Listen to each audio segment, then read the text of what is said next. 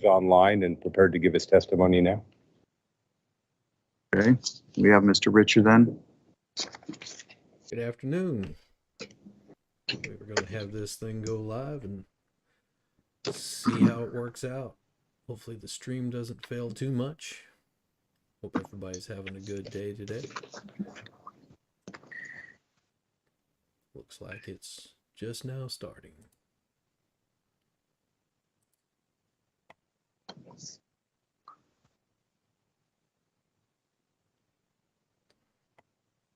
Very well. You'd swear Mr. Richer in, please. Please your right hand. You do solemnly swear the Oh, yeah. testimony you're about to give will be the truth, the whole truth, and nothing but the truth, so help you God? I do. Very well. Mr. Plum, you may proceed. Way I can see the witness via video or audio feed, Your Honor. I'm not sure. All right. I think the answer that I've received from somebody with technical knowledge is the witness needs to turn his camera on.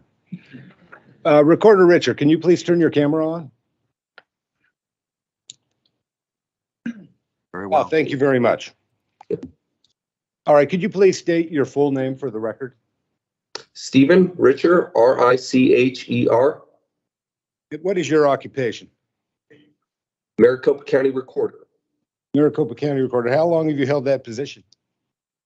I was elected in the November 2020 election. I took office on January 4th, 2021. Thank you. And as Maricopa County Recorder, you play a pivotal role in Arizona elections, do you not? I am statutorily responsible for recording operations, vote registration, and early voting. With respect to your recording of operations, does that include maintaining written chain of custody for all ballots?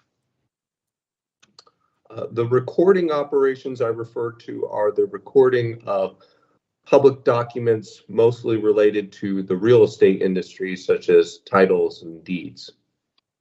All right. Do you maintain in your office, with respect to your duties, election-related duties, chain of custody documents for Yes, ballot? sir. All right. Are those required by law? Yes. Yes.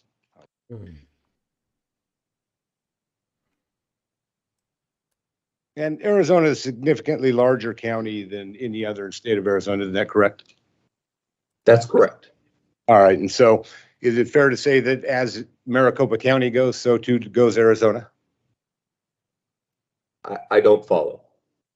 Well, the population center in Maricopa County is significantly larger than all the other counties. Isn't that correct? That's correct, but it's not dispositive, as was shown in the superintendent of public instructions race and another statewide race. And a Republican won that race. Is that correct? I believe that race is in recount. Okay. Thank you very much. Okay. So explain to the court then what Bring your my role volume is good. in running elections in Maricopa County. As mentioned before, I am responsible for registering voters. So intaking those, doing all the background checks, confirming identity, confirming location, maintaining the voter registration database, having that available at the cutoff date, which this election was 28 days before the election day. Ordinarily, that's 29 days before election day, but this year we had Columbus Day on the 29th day, and so it moved to the 28th day. On the 27th day, we mail out early ballots to all people who are either on the active early voting list or who have requested a one-time early ballot. That this general election was approximately 1.9 million registered voters out of the approximately 2.4 million registered voters overall in Maricopa County. We send those out. We are also responsible for all forms of early voting that could include dropping off a ballot at a drop box, that could include dropping off a ballot at a voting location, that could include going to an early voting location, getting a new ballot printed. That's still governed by early voting laws, meaning it still has to go in an envelope. That envelope has to be sealed and signed, and it comes back to us. My office is also responsible for things like UOCAVA, which is Uniform and Overseas Voting. Now that begins actually 45 days under federal law before the election. We are Okay. not responsible for election day operations, emergency voting, which is the weekend before election day, or for ballot tabulation. All right. And so those responsibilities lie with the Maricopa County Board of Supervisors, correct?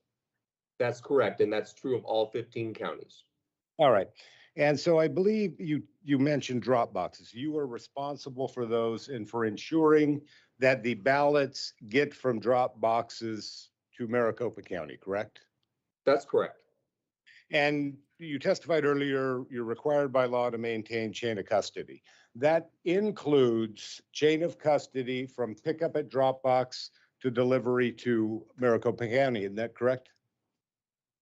That's correct. Okay. Does that also include when they leave Maricopa County and they're delivered to Runbeck? They never leave our chain of custody because they are with our personnel at all times. But yes, they go to Runbeck. Okay. So are Runbeck your personnel? No, No, they are a third-party vendor, correct? correct. You're the only county in the state of Arizona that uses a third-party vendor for intake of its ballots? Maricopa County has been doing this since the 1990s. and I My believe question was a simple yes or no. Are you the only county in the state of Arizona that uses a third-party vendor for intake of your ballots? No, Okay. And so was your testimony just a moment ago with respect to my question on chain of custody with delivery of Maricopa County ballots from your custody and control at MC Tech to Runbeck, a third-party vendor, that they are not governed by chain of custody laws? they are. They are. And that would also apply to the return of those ballots from the third-party vendor Runbeck to MC Tech. Is that correct? I'm not sure I follow, but Chain of custody. Are you required to maintain chain the of question custody clear. from third-party vendor Runbeck back to Maricopa County? chain of custody is preserved throughout all times of the early voting process. It's documented when it goes to Runbeck. This is the It never early voting leaves the process that site they're of our talking about. personnel. It's documented when it comes back to MCTEC. Correct. Okay, so you document every transport of ballots from MCTEC to Runbeck. Correct. What kind of forms do you use? It's a ballot transportation slip. It's a white form. Does that include the total number of ballots you're taking to Runbeck? It does include the total number of ballots for early voting. Okay, thank you. That would include election day ballots?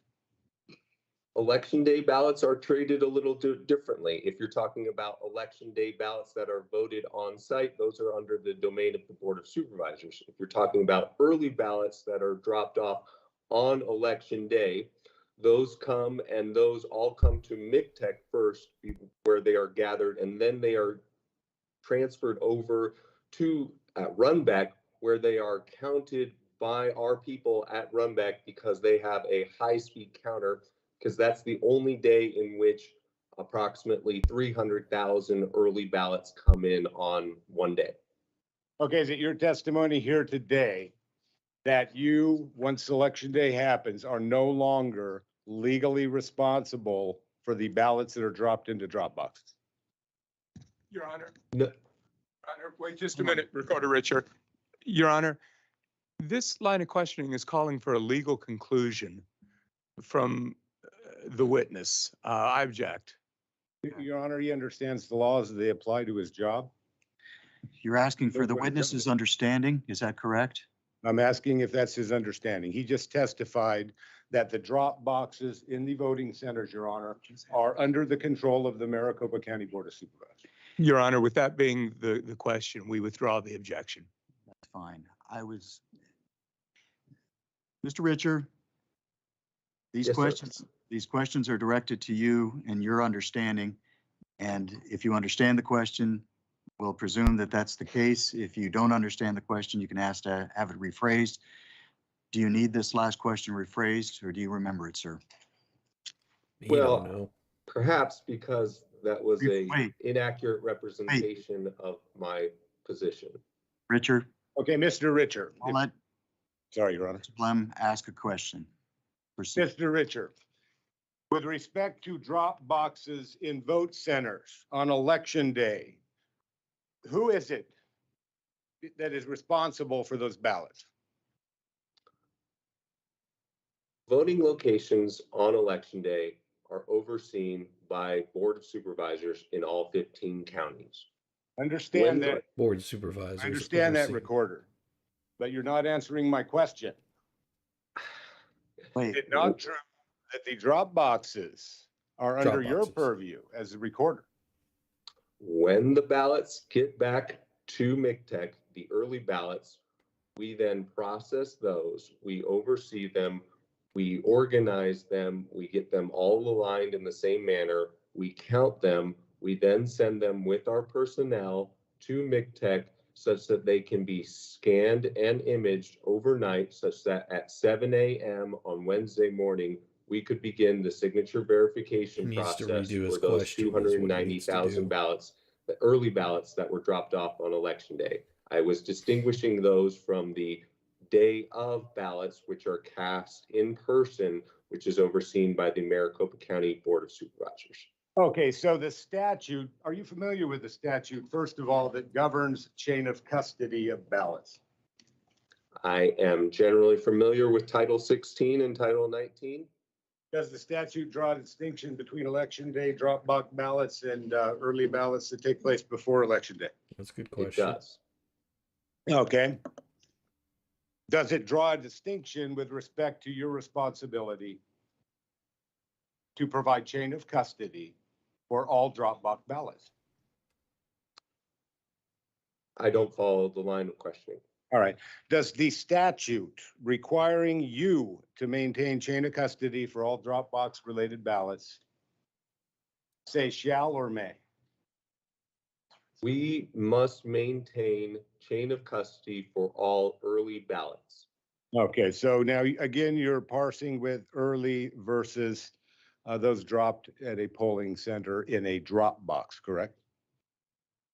I'm not attempting to, I'm just distinguishing those from ballots that are cast in person on election day. There That's not are what early he's ballots asking. that are dropped off on election day. attention to the We question maintain asked. chain of custody for those ballots. Well, let me ask you this. Do you know if any chain of custody exists for the transport of ballots from drop boxes at vote centers to MC Tech on It election? does. It does. Okay. All right. So you can tell me exactly how many ballots left each vote center on election day that came from a drop box? I can tell you how many early ballots we It's not the received question he asked. on election day. Okay. Can you tell me, based on chain of custody documents, how many ballots left the drop boxes from the vote centers and were transported to MC Tech? There you go. Yes, Based on documents that you have in your possession. yes. Okay, thank you very much. There you go. You're familiar with EPM, correct? Are you referring to the Elections Procedures Manual? Yes, I am. Thank you I very am. much. Okay, and that also contains specific language with respect to early ballots, Dropbox ballots, isn't that correct? That's correct. And it contains the same statutory language as shall as opposed to may, is that correct? I can't recollect. Okay. That's a good answer. When you first took office in Maricopa County, were there some concerns about Dropbox chain of custody in Arizona? If you're asking if there were in the general public, yes, and I'm certainly aware of many things that have been alleged over the last 2 years, perhaps most noteworthy of which was the documentary 2,000 Mules. All right. And are you aware of a report issued by Arizona Attorney General with respect to Dropbox ballot chain of custody? I am, and that pertained to the 2020 general election. The 2020 general election. Okay, well, and that was the basis of my question. When you took office, did you make any changes to chain of custody forms based upon that report? Based upon that report, which came out in April 2022, no. No. Okay, so you changed forms prior to that period of time? We did change forms prior to that period of time, correct? All right, why did you do that? For the same reason that we changed personnel, for the same reason that we added personnel, for the same reason that we revisited all of our processes, for the same reason that we're rebuilding our voter Now, this guy's registration being a database, for the smartass. same reason that we rebuilt our website, because I'm in this office to try and move it forward. I hope to leave it better than I inherited it, and I'm sure the next person will want to do the same. Okay, thank you very much. And so you testified to me that you can tell exactly how many ballots were transported by from vote center drop boxes to MC Tech on election day. I believe you recall tweeting at about 11 a.m., I believe it was. And can we go ahead and pull up Exhibit 61? Give a 1 if the sound is Sports good exhibit. for you. Number, I'm sorry. G1. Bates number 007815. For the record, I need to have the official number. Yes, Your Honor, and that's why I said 61. It's 63. 63. 63. My mistake, Your Honor. 63. Thank you. Are you able to see what's on? Well, that's not it. Hang on.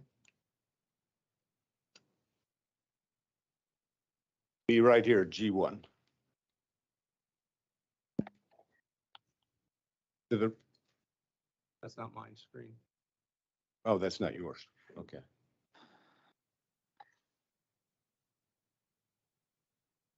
$63. One that's on the table. Yep. That is the one on the corner. Yep. Mm-hmm. It's appearing on the laptop. It's always fun whenever they can't get their stuff together. It's always a mess. And while we're pulling this up, you help supervise the transport of EVBTS containers, is that correct, on election day?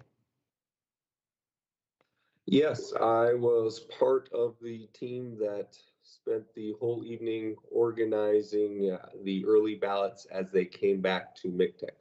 Okay, and you did not at any time see any chain of custody forms attached to those EVBTS bids, did you? I don't quite know what you mean. We scan in every single box as Good. it comes in.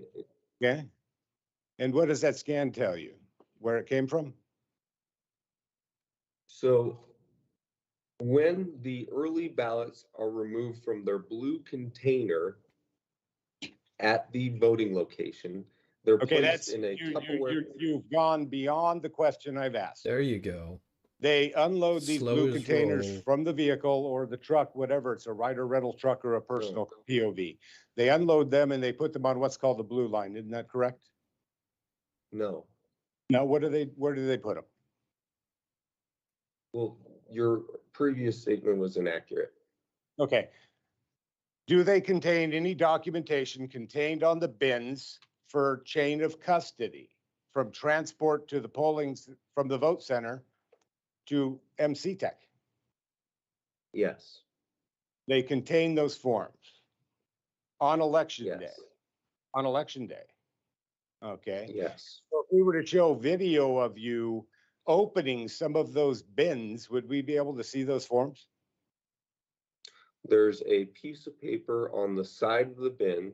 The bin is also affixed with two scannable, serialized tamper evidence seals that we scan in Upon receipt, we then take that piece of paper that is on the side of it after we have broken those seals, and then we begin processing those early ballots on election night. Okay, Well, so that's a good that piece answer. of paper tells you exactly how many ballots are in each bin.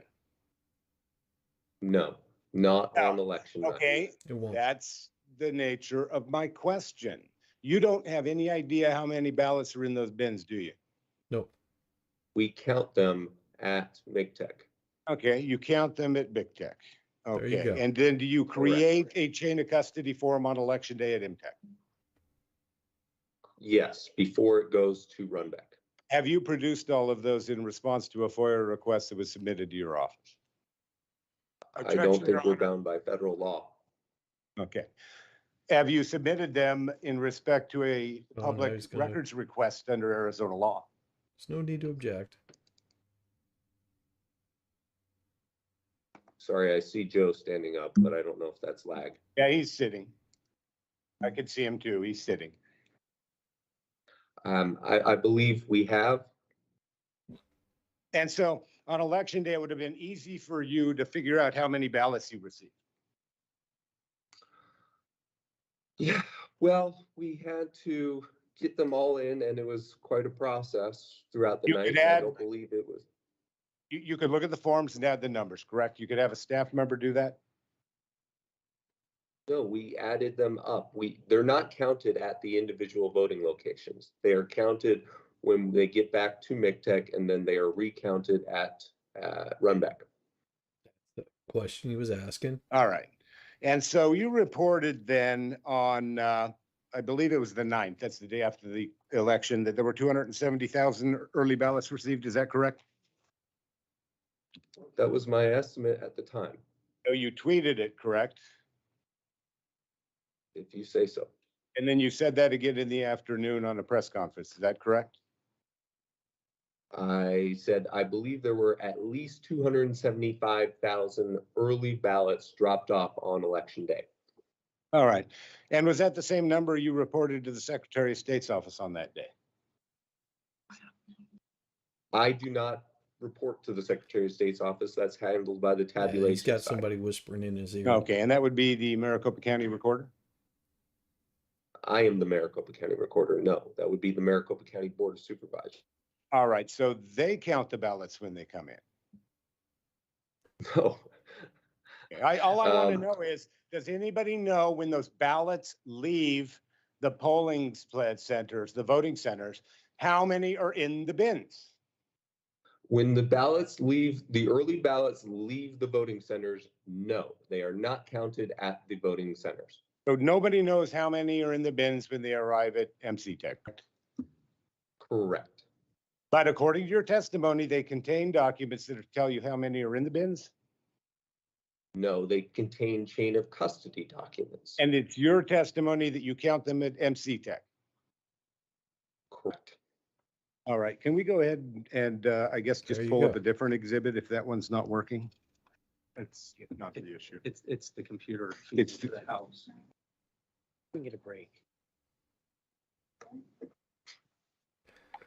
Oh, what a struggle. That's gonna be a pain because. Break.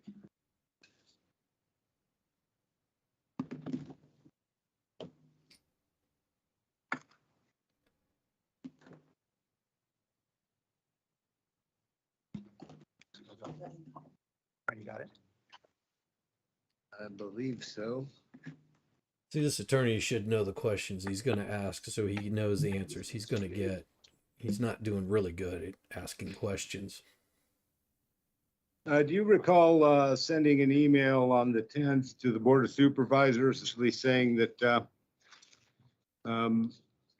you really have no idea how many ballots there are? No, Recall that? I do not recall that. All right.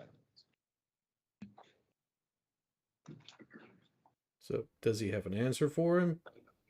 Show us something.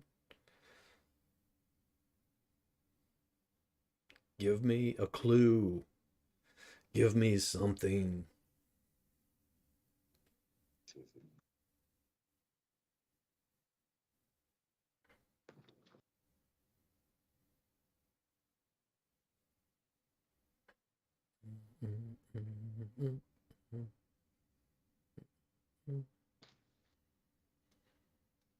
Okay, so I'm not finding it really, and I want to get over this very quickly. Do you recall on the 10th of November at 2022 at 2:13 PM, sending an email to Ray Valenzuela, Scott Jarrett, Megan Gilbertson, Matthew Roberts, See, Phil there's the Morsley, as question. well as CCing Bill Gates and a few others. That states, and I'll read this verbatim if anybody wants to challenge it. Unable to currently reconcile SOS listing with our estimates from yesterday. There you go. Do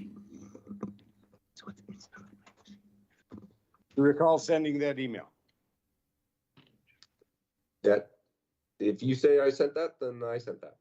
Your Honor, I'd like to lodge an objection. We Objection. need to see the exhibit if he's going to use it. Well, Thank you. Correct the record if I quoted that wrong. That'd be fine. come on. In fact, that's All right. required. If you're going to use an exhibit, that you show the other side before. Understood, Your you Honor. do My that. apologies. I'm just- And is that one of the, This is, Your Honor, this is Exhibit 69.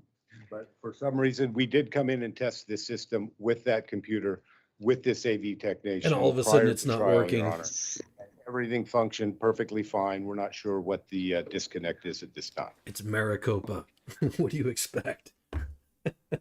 Their technology is so screwed. Any okay, objection?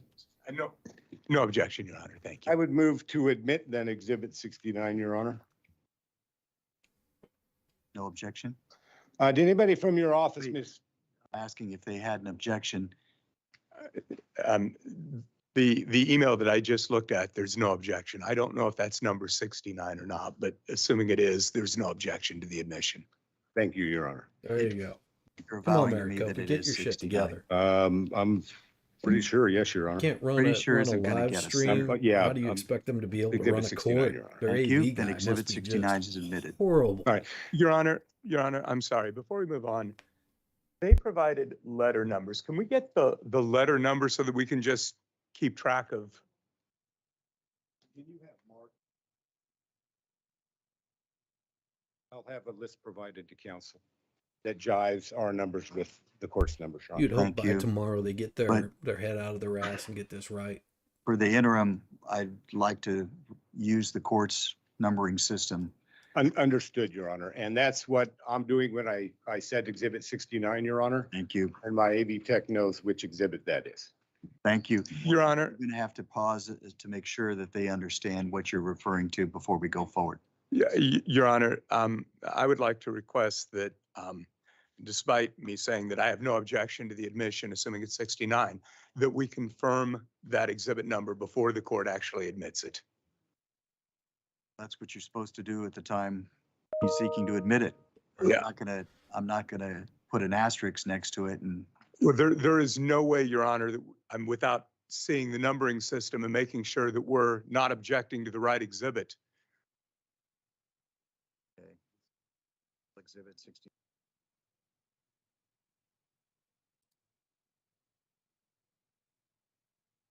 Okay, Your Honor, he's shown me the list. There's no objection to the admission.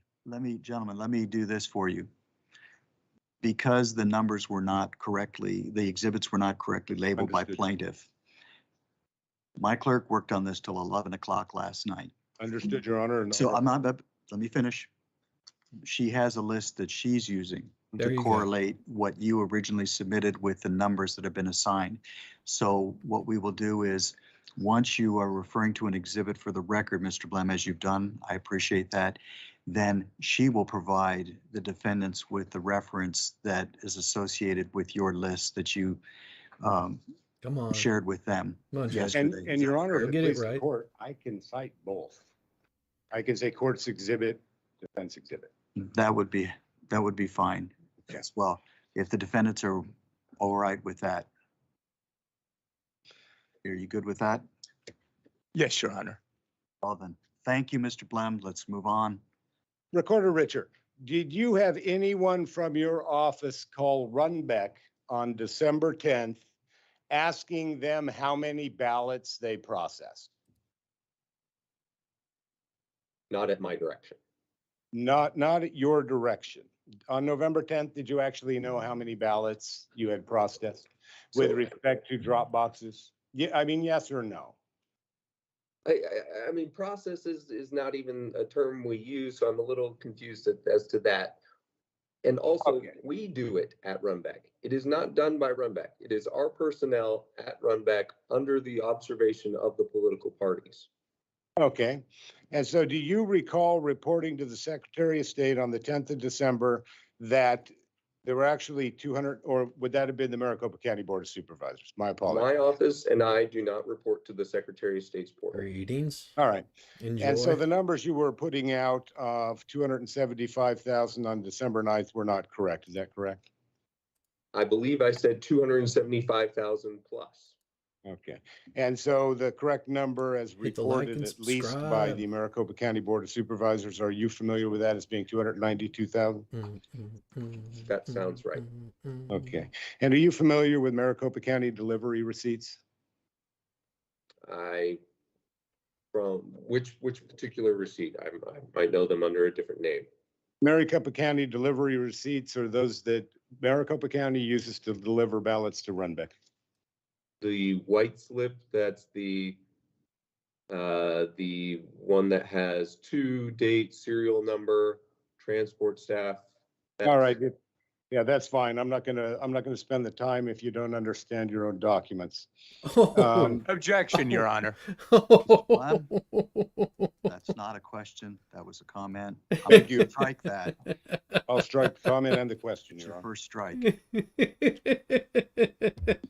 Okay, has the Attorney General opened an investigation into the 2022 Maricopa election? No. You don't know? Have you received No. correspondence? I said no. Yes, I understand that. My next question is, have you received correspondence from the Arizona Attorney General's office asking you to explain certain components of the election?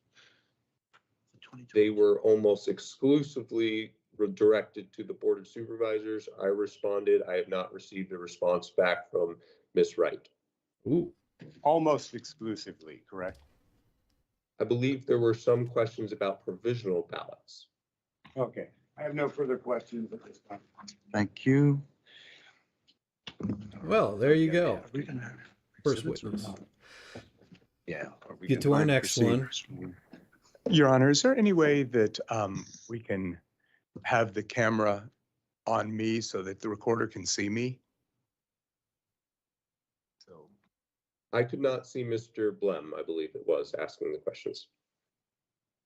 Excuse me. I'm not sure if it's automated or not. okay, we can move on. It's all right. Yeah. I Come can on. see Mr. Blem now, though, and I can see. Okay. I can see the both attorneys' benches. It's all right. We can move on. Yeah, please. Good morning, Mr. Recorder. Good to Good see morning, you. Joe. You don't have to identify the exact location, but where are you right now? Panama City. Well, all right. And so are you Okay. on vacation? Yeah. First time in 4 years. There you Right. go. And have you been busy the last couple of years? I have been. It's been exciting and worthwhile. All right. And just for the record, Recorder, would you normally appear in court without a suit? I most certainly would not, and I apologize for any breach of sartorial standard. It was all I had available to me when I was made aware that this might be a possibility. All right. Thank you, Recorder. I'm sure that Short Your Honor notice. understands. I want to ask just a few questions to a follow waste up of time. with what Mr. Blem asked you. First, do you have in your employee a co-director of the elections department for early voting? I do. His name is Mr. Valenzuela. He would be more knowledgeable about these topics than I. Okay. And I know you're very hands-on, but you have appointed him to oversee the recorder's early voting operations. Is that correct? Him and many others, but he leads those, correct? Okay. Would the Ray's oversight extend to the receipt of early ballots at McTech? It would. Okay. Do you have an employee who oversees public records requests? We do. And you have a small team that handles public records requests, isn't that right? We have a team that handles constituent relations, but there is only one individual who is exclusively tasked with public records requests, and she has been quite busy over the last 2 years. Yeah, quite busy. I don't expect you to know the exact number, but do you have a reasonable estimate of how many public records requests your office has received this calendar year? I believe it's about 1,500, which represents a approximately tenfold increase over previous years. Okay. And And that's not their do you problem. personally respond to public records requests? No, I do You as the not. recorder. Yeah, you do I do not. not. Okay. And so while you're very hands-on on elections operations, would you say you're hands-on on public records requests?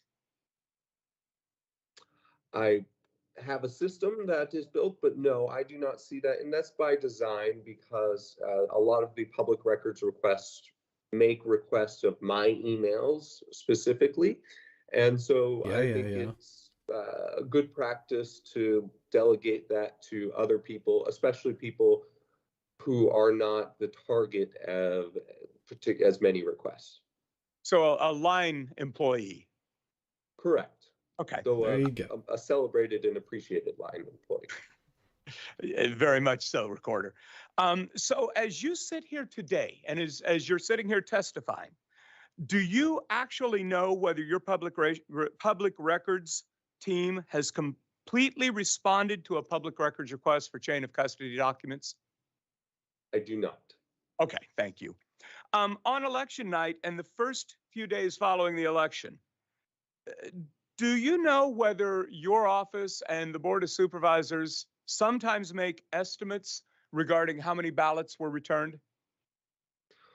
We try to make estimates as quickly as we can while still doing it responsibly, which is why I gave that 275,000 plus, because as I'm sure you'll appreciate, candidates, campaigns have a strong interest in assessing the size of remaining ballots to run their own models to assess whether it's over or whether they still have a chance. And so we try to get those out, like I said, as quickly as possible while still being responsible.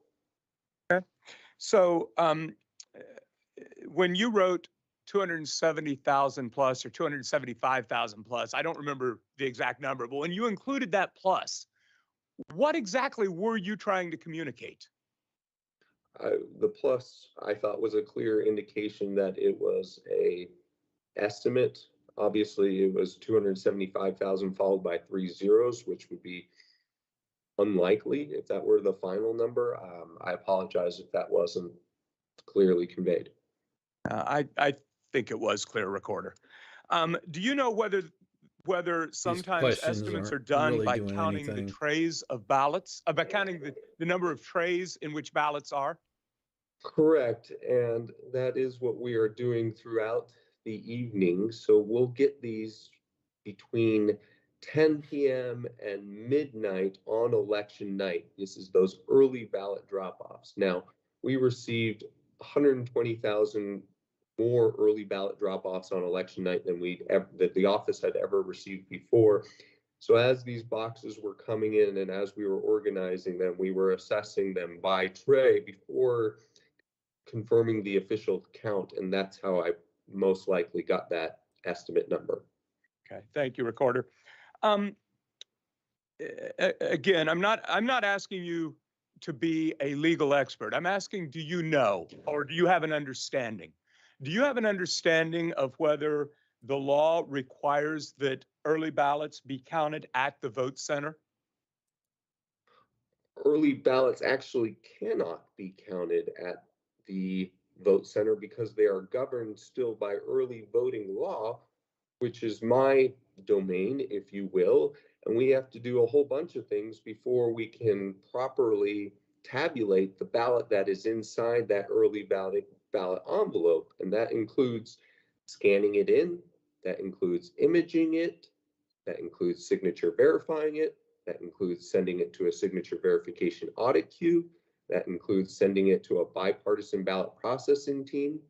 We keep all tabs all through this process such that if somebody, for instance, puts 2 ballots in one envelope, or if a ballot is damaged inside of an envelope, that will be marked by the bipartisan team. And that's actually what I spend a lot of my time on Thursday, Friday, and Saturday in that big room doing.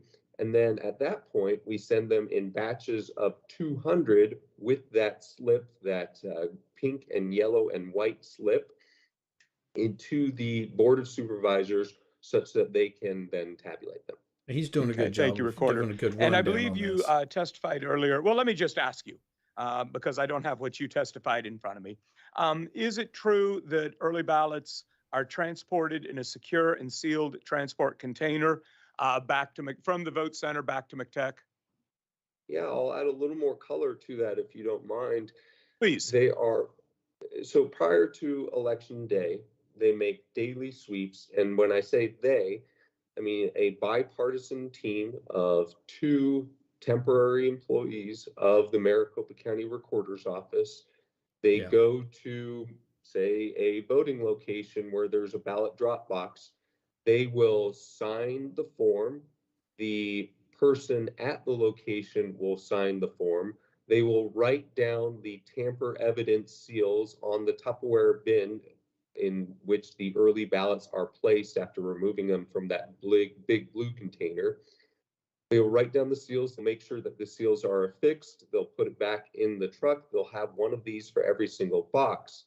Then when they go back to MCTEC, they'll make sure that the seals are still affixed, they'll make sure that the numbers are the same, they'll scan them in, and then they'll break those seals, and then they will count the number of early ballots there, and they will sign off at MCTEC as well. Thank That's you, a good Recorder. breakdown. Just a few more questions and we are done. First, would you state for the record your party affiliation? I'm a registered Republican. Okay. There you go. Recorder, I'm going to ask you a very direct question.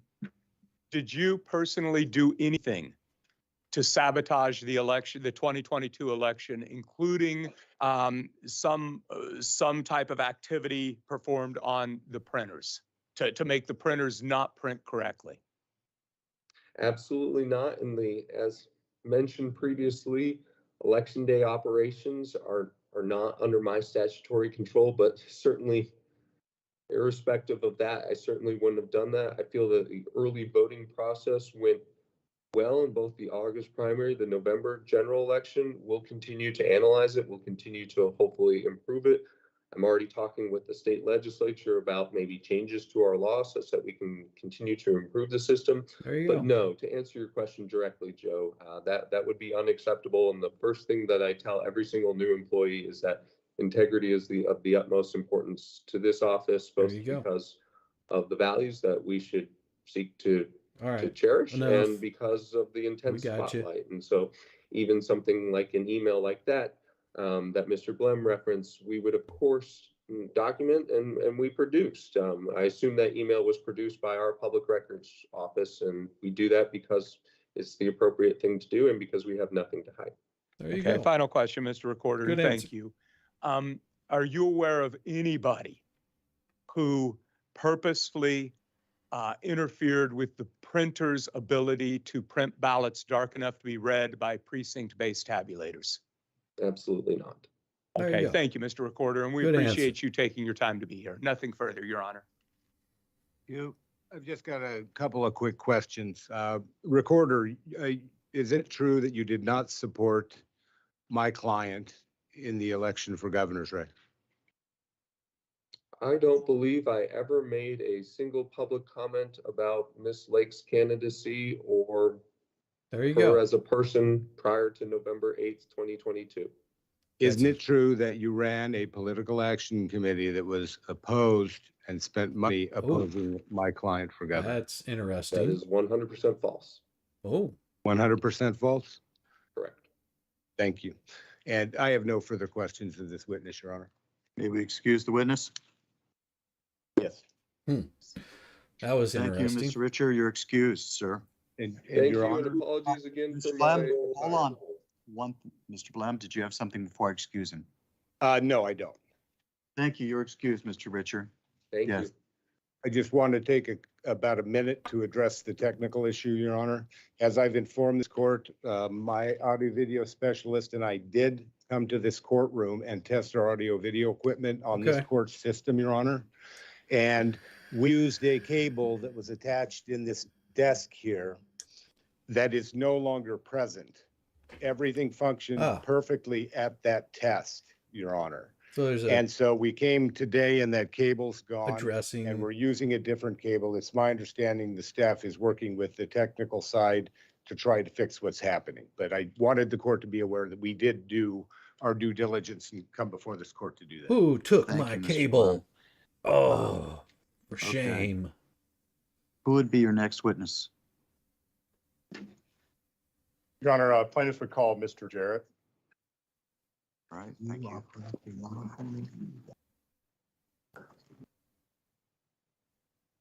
right, come on.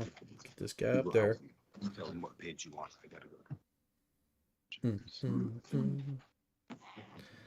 Whisper, whisper, whisper, whisper, whisper. Sir, if you'll make your way in front of my clerk, she will swear you in. There you go. Don't need it right now, though.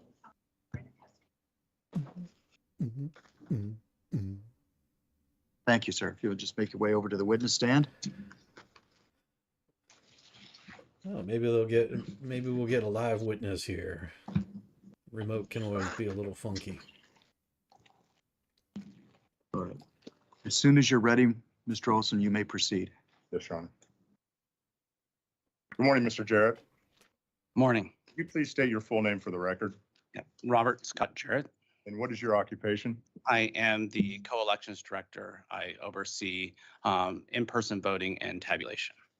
There you go. How long have you held that position? So I was appointed by the Board of Supervisors, the Maricopa County Board of Supervisors in June 2019.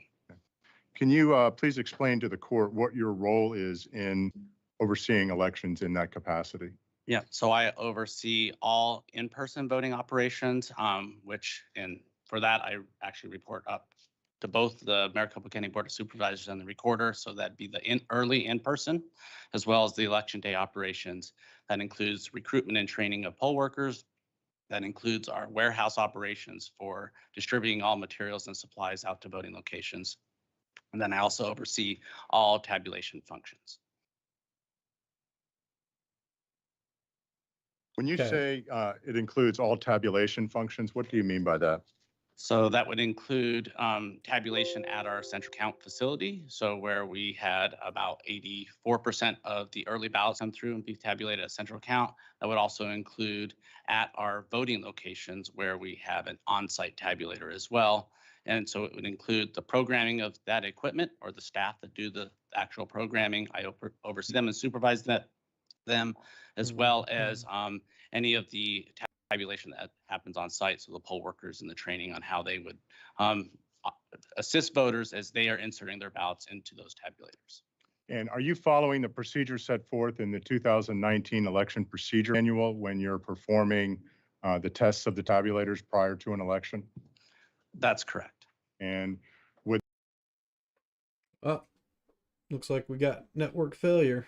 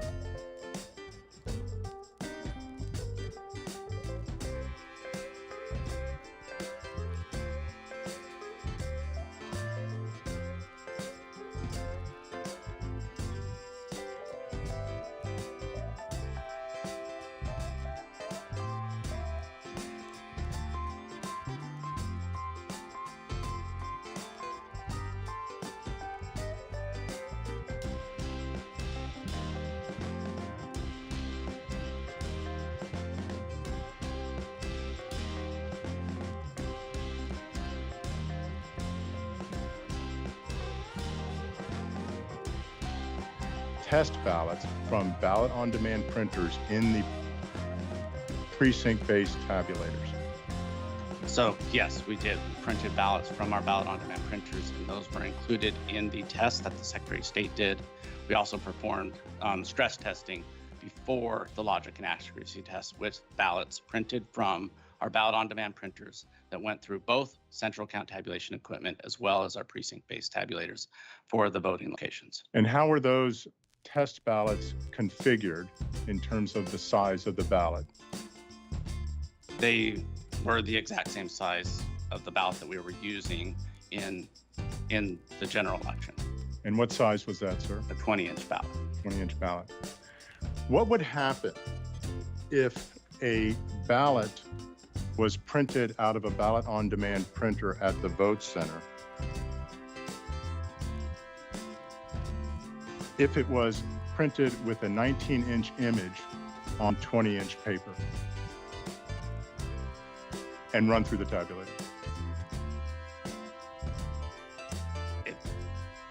You'd need to be more specific with your question. So we talked about the ballot definition. And for the We 2022 got it general back election, temporarily. Maricopa was operating We with keep a it in a small screen 20-inch for right now. ballot image, correct? That's correct. Make sure we don't And get tabulators it at dropped. the vote center were programmed to accept and read a ballot with a 20-inch image, correct? Mhm. That's correct. What would happen if the ballot-on-demand printer printed out a 19-inch image on the 20-inch paper and ran it through the tabulator? We did not specifically test for that because in this specific election, because none of the ballots on our ballot-on-demand printers had a 19-inch ballot. They all had a 20-inch ballot. So I can answer a question about our testing related to the 20-inch ballot that was installed on all of our ballot-on-demand printers. If a 19-inch image was installed, or strike that, if a 19-inch ballot image was printed out on a ballot-on-demand printer and run through the tabulator that was configured for the 2022 general election, would that tabulator accept that ballot or reject it? Objection, Your Honor. First, this calls for speculation, and second, I think the witness just said he hasn't run that test. I don't. I got your objection, speculation, without speaking objection. So, Mr. Jarrett, if you've understood the question, you can answer it. If you haven't understood the question, ask to have it rephrased. Or if you don't know, don't guess. Just tell us you don't know. So do you want the question re-asked or rephrased, sir, before you answer? So I'm willing to say that I don't know specifically for this Wow. 2020 election. I know based on my historical, or the 2022 election, I know based on my historical knowledge, the timing marks on the ballot matter, and it would need to be a 20-inch ballot to run through that tabulation equipment. But we did not specifically test a 19-inch ballot through the 2022 tabulation equipment because there were no 19-inch ballot images installed on our ballot-on-demand printers. Prior to the 2022 general election, did Maricopa County employ a 19-inch ballot image? Yes, we did. And when did Maricopa County employ a 19-inch image just prior to the 2022 general election? The most recent election would be the August 2022 primary election. Did Maricopa County perform logic and accuracy testing? Strike that. What evidence exists that shows the results of the logic and accuracy testing that you say was performed in connection with the 2022 general election? So the stress testing, we have a report that summarizes that stress testing that we performed of. So I'm aware that would be documentation. I also know that the Secretary of State produces a summary level report for their testing that they performed using those ballot-on-demand printers, 20-inch ballot on our precinct-based tabulators, our vote center tabulators. So if we were to issue a subpoena or a discovery request, would your office be able to produce such testing results? I can produce them for the ones that with Maricopa County has that information. Yes. Yes.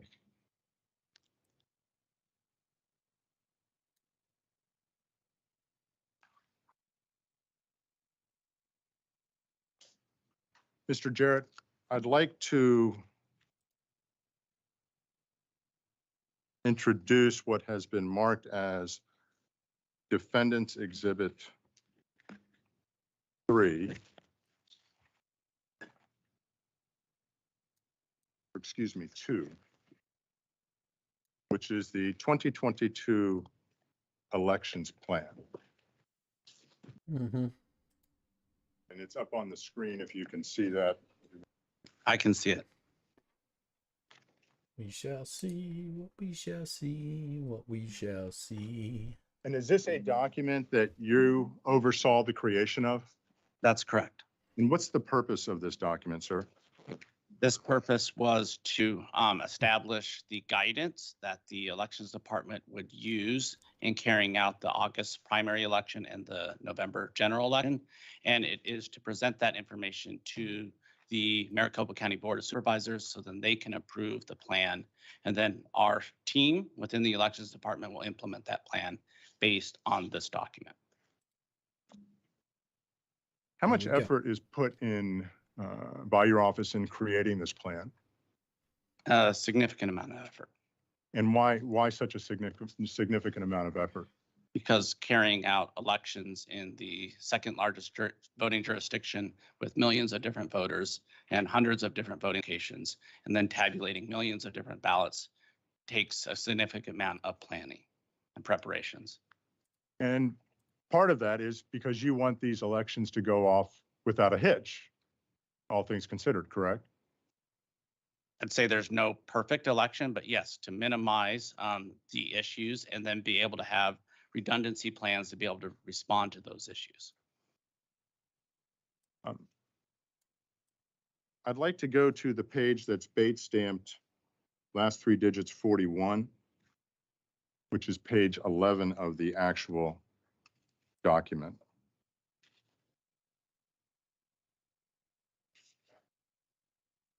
And while we're doing that, sir, do you have any reason to not believe that this is a true and accurate copy of the 2022 election plan? I have no reason to believe. I take your word for that.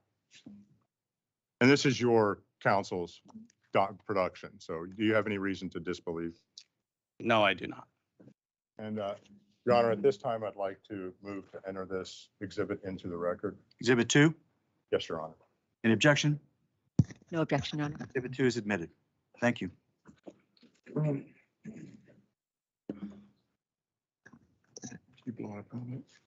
Sir, at Bates number, last 3 digits 041, which again is page 11 of the actual document, you'll see at the top is a section entitled 2.0 - forecasting turnout and reducing wait times. Do you see that? Yes, I do. What is the purpose of forecasting turnout? It is to guide us on resource planning to determine how many poll workers we need to hire, how many temporary or how many poll workers, sorry, not just poll workers, but temporary workers that work at McTech, how much training we need to provide, how many voting locations that we need to identify and find, how many about check-in stations that we will need in each of our voting locations, how much paper we need to procure. So all of those types of information are based off the forecast. How much of an effort does your office place on producing an accurate forecast in order to plan for the election?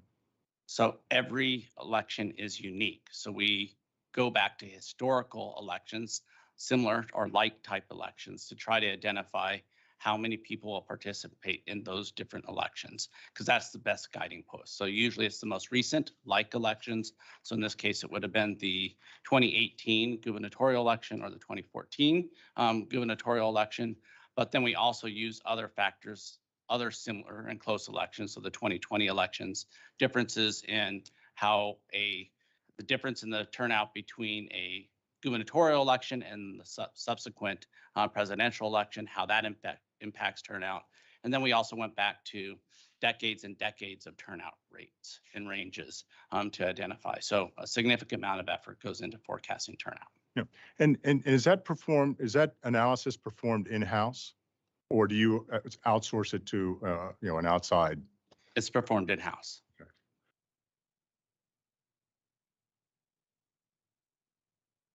And is it fair to say that you rely on those forecasts in planning for the election, correct? Yes, that's correct. And a significant amount of money is expended by the county in reliance on those forecasts, correct? That's correct. And you generally trust those forecasts before you promulgate them in this document, before you go ahead and start actually undertaking actual efforts to manage the election. We understand that they're forecasts. Correct. So they're not exact, but yes, we use those forecasts to make decisions.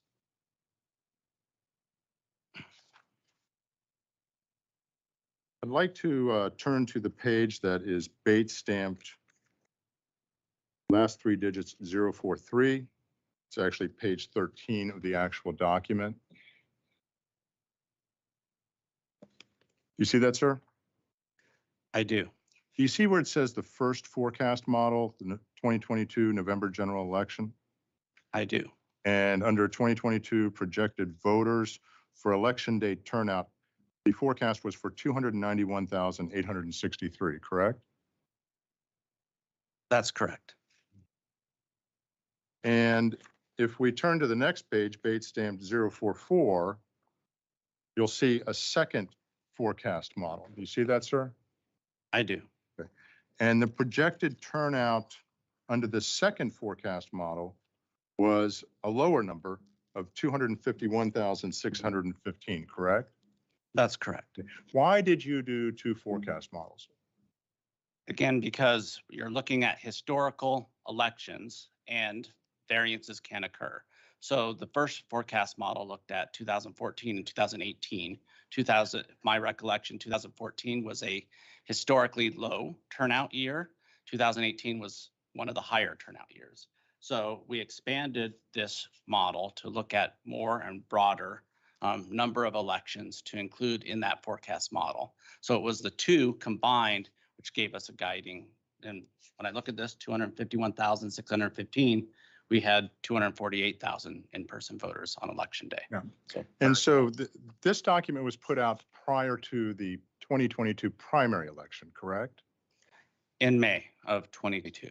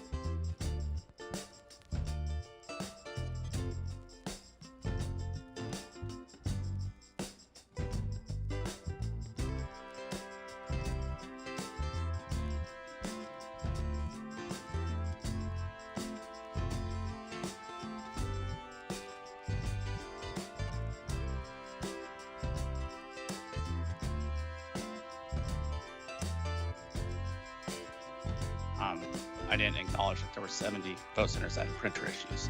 I acknowledged that we sent out 70 technicians to 70 voting locations. Now, for this forecast was just based off of prior historical models turnout. There was no analysis to include if there was an issue on site at any voting location. So there was no analysis in the second forecast model of 251,000 projected turnout that took into account a disruption in the election on election day, November 8th, 2022. None of the forecast models include that type of analysis. Okay. Would a disruption such as what was experienced, I mean, would you agree with me that there was a disruption on November 8th, 2022 in the election? I would say that we had some printers that were not printing some timing marks on our ballots dark enough to be read in by our tabulation equipment. Voters had legal and ballot options to still be able to participate within our voting locations. Okay. So I don't agree and will not couch it as a disruption. So you don't believe that what happened on November 8th was not a disruption in the election process? I do not couch it as that.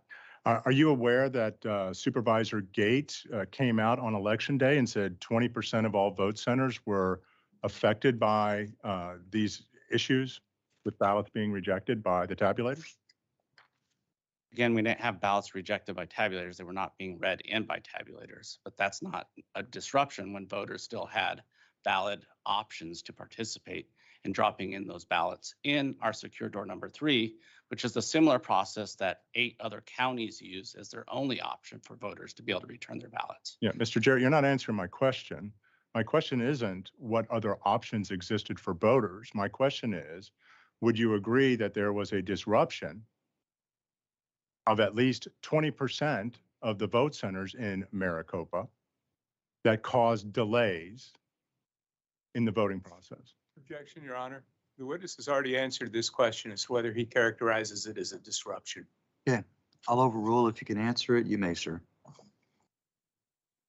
I'm not changing my response. Okay. Do you believe that did you hear of any reports of wait times to vote of over 60 minutes? Yes, I did. And what is the target wait time for in your model? Do you know? On average, a half an hour.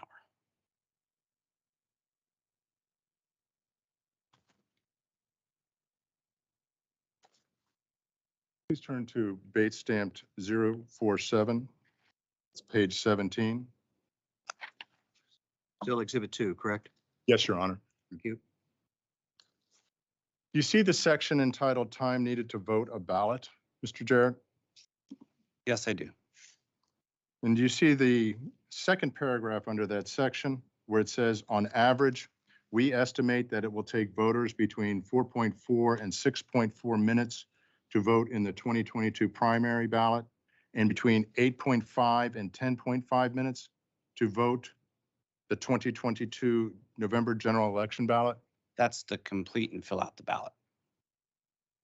So is it your testimony then that 30 minutes is the time allotted projected for a normal election to enter into the vote center, cast your ballot, and leave? No, our average was 30 minutes in line to check in, and then to a few minutes to receive their ballot, upwards of 8.5 to 10.5. So in the 2020 general election, 8.5 to 10.5 minutes to complete the ballot. And then there could be some time to then wait in line at the tabulator to put in their ballot and feed it into a tabulator. Did you ever become aware of multiple reports at various vote centers in Maricopa County where wait times exceeded 2 hours? Exceeded 2 hours? No. You were not aware of that? Our data shows that we had some voting locations approaching 2 hours, but not exceeding. Even at some locations approaching 2 hours, would you consider that a disruption? That's why we post wait times on our website, which was highly publicized and advertised. And all of those locations, we had close by locations. So for example, Biltmore was approaching 2 hours in the last hour of the voting day. With 2 miles away at Faith Lutheran, there was a voting location that had a 1-minute wait time during that same time, the longest time that last hour of the day. So there were options for voters to be able to participate even at those other voting locations. What are you basing the accuracy of the reported wait times on? On information that poll workers return to us. So it's the number of voters in line at that point in time. They report those every 15 minutes.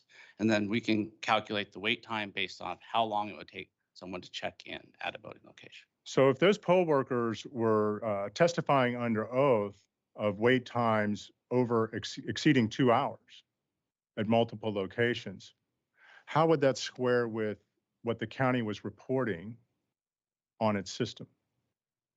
Are they just mistaken, or making it up? People can make estimates, but unless they're actually timing them, they could be inaccurate. Our wait times are based off exactly how long it takes a voter to check in through that process and have a ballot printed, and based off those numbers of voters that are standing in line at that point in time. And how is that figure calculated? When you say it's based off that number, how do you calculate it? Based off prior elections, and so we can gauge how long it takes a voter to get checked in. Then we can also see how many voters are checking in at a voting location throughout the day. Okay. So you're basing the wait time calculation on prior elections, not on what's actually happening on scene at the day of election? Based on how quickly a voter can check in through that process. That's correct. Sir, I want to go back to the earlier question about the 19-inch ballot image being placed on a 20-inch paper. Did you hear of any reports of that occurring in the 2022 general election? I did not. Okay. If that occurred, would that be a failure of Maricopa County's election process? I'm not aware of it occurring, and I'd be surprised if there was a ballot on demand printer that had a 19-inch ballot on it. Okay, I understand that, sir, but. And the reason why is we did not design a 2022 general election on a 19-inch ballot. That ballot does not exist. The only ballot that exists is a 20-inch ballot. Okay. And when you say we designed, who designed the ballot? Is that outsourced to another company, or is that done in-house by Maricopa? In-house by Maricopa County staff. What department would that staff fall under? Is there a specific name for it? Our ballot tabulation team, so reports to me. Okay. And do you maintain records as to the ballot definition that was created for the 2022 general election? Yes, we have records of all the ballots that were designed. And so I'll go back to my question again. If a 19-inch ballot image was put on a 20-inch paper in the 2022 general election, would that be a failure of your election process? It would, if something like that happened, which I don't know how it would, yes, it would have been a mistake. Could that have also been a deliberate act?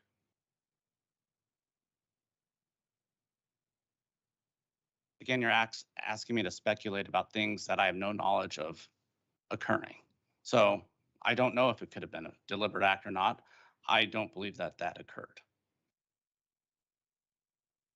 How involved are you in creating the ballot definition? So my team does, and then I overview it, and I'll review examples of those. Yes.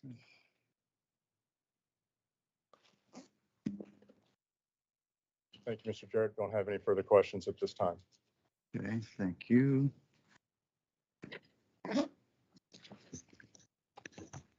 Your Honor, a quick clarifying question as to how the court would like us to proceed. We intend to call Mr. Jarrett in our case in chief tomorrow. And so if the court would like me to reserve all questions for him until tomorrow, we are happy to do that. However, I would like to ask him a few questions directed just to what was just discussed during the direct examination of Mr. Jarrett. You can choose to do it either way you wish. I won't dictate how you try your case. You need to stay within the time. Understood, Your Honor. I have just a very brief cross then. Thank you. Very well.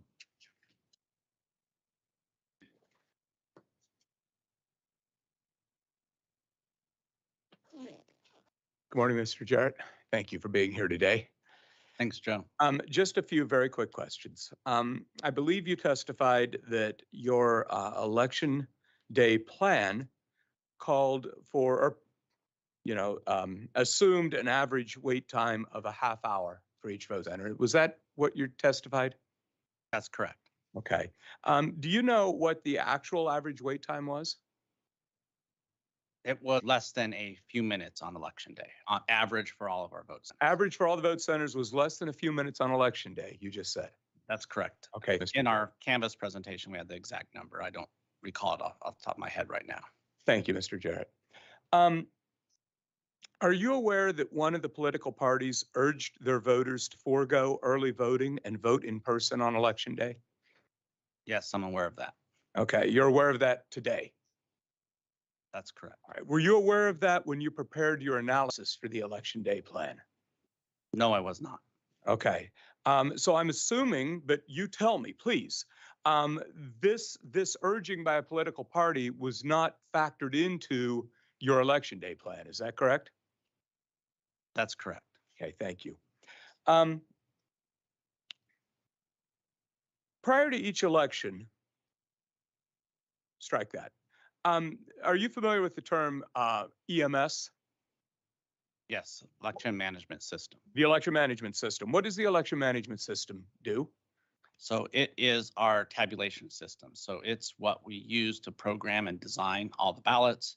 It is also the system that, as we're running ballots through our tabulators, that it's then counting those ballots. It's also then what sends ballots to be sent to our electronic adjudication system. And then it's also hosts the application for our results tallying and reporting.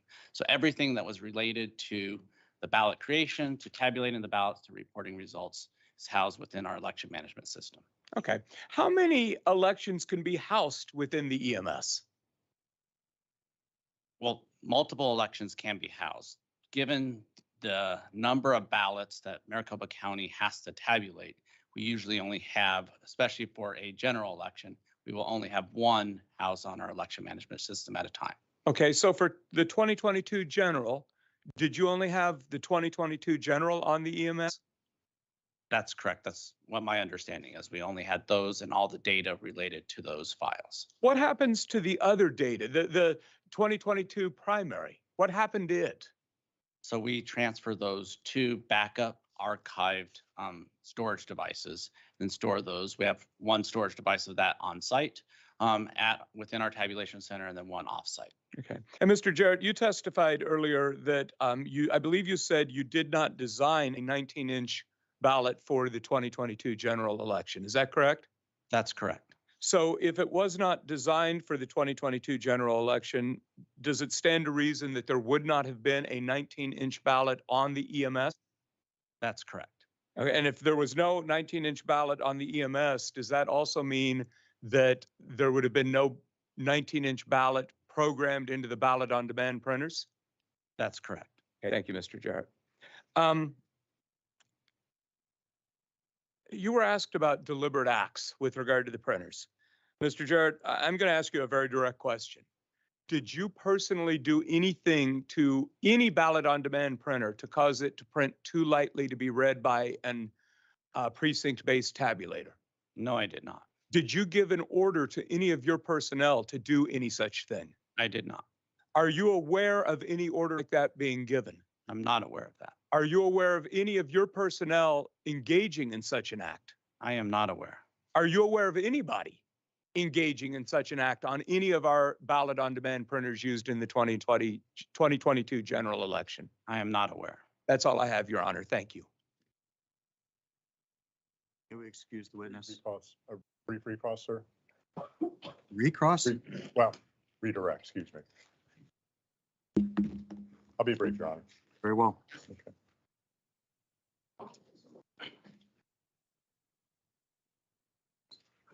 Mr. Jarrett, I believe you were just asked if questions about whether or not members of a political party encouraged their constituents in the Republican Party to come out and vote on Election Day. Call that? Yes.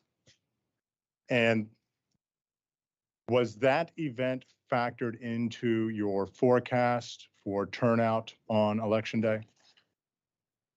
When we made the initial forecast for the plans that were submitted to the board in May, no, it was not.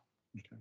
So your estimates in the forecast would necessarily be low because they didn't take into account that factor, correct?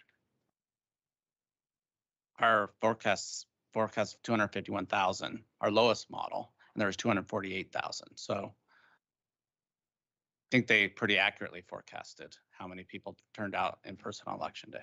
Well, tell me how that squares when, counsel just asked you a question, were you aware that members of the Republican Party were telling Republican voters to come out on Election Day, and you didn't account for that? How does that square with a lower forecast number? Well, we had record turnout, near record turnout for the 2022 general election. So 64%. The only turnout in the recent several decades that exceeded that was actually 2018, which was 64 point something percent turnout as well. So our forecast model was forecasting at potentially the highest turnout percentage that voters would turn out. So that's why it captured and forecasted 251,000, which was very close to 248,000. Actually, your forecast model, you had the other one forecast at over 290,000, correct? That's correct. And that model didn't take into account Republican leaders telling their Republicans to come out on Election Day and vote, correct? It did not. It factored in 2020 presidential and 2016 presidential factors, which usually a presidential election is much higher. So that's why it was ranging up to 290,000.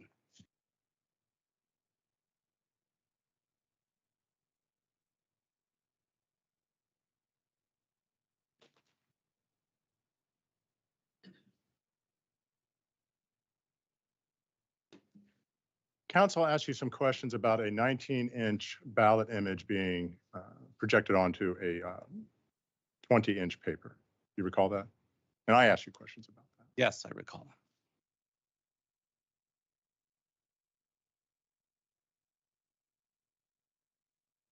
Do you have any idea how that could occur?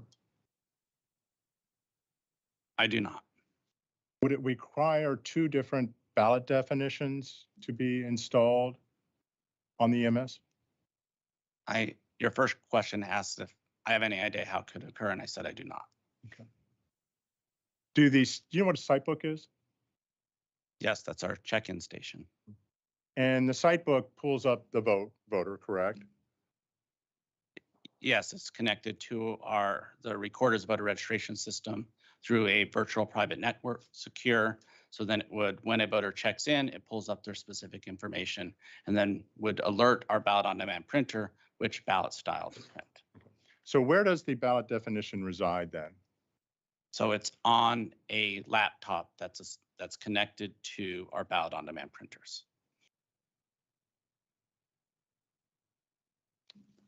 Thank you. I have nothing further. May I excuse the witness? Yes, Your Honor. Subject to recall tomorrow on our case in chief, of course. Very well. Thank you, Mr. Jarrett. Step down, sir.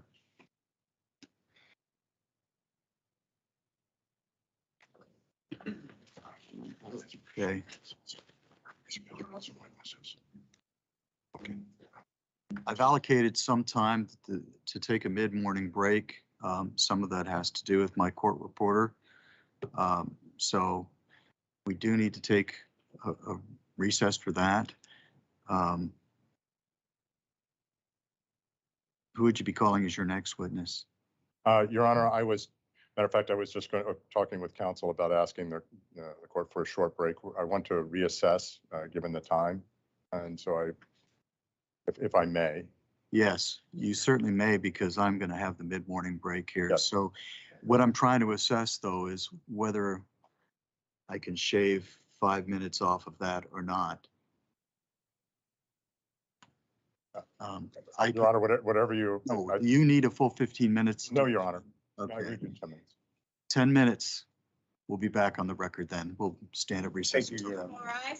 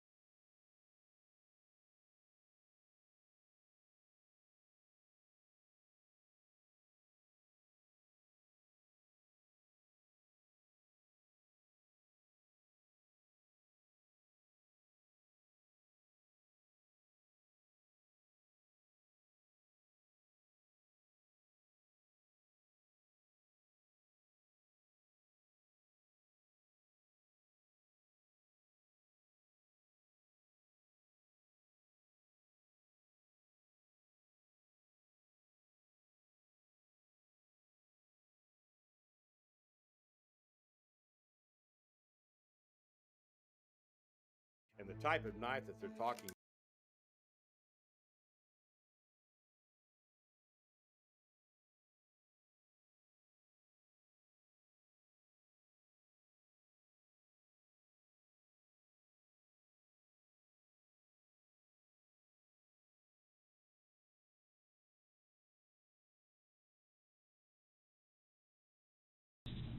So let's start from the start. You guys were supposed to take out your dogs to the park, right? And then what happened after that? Like I said, a little bit blur. Yeah.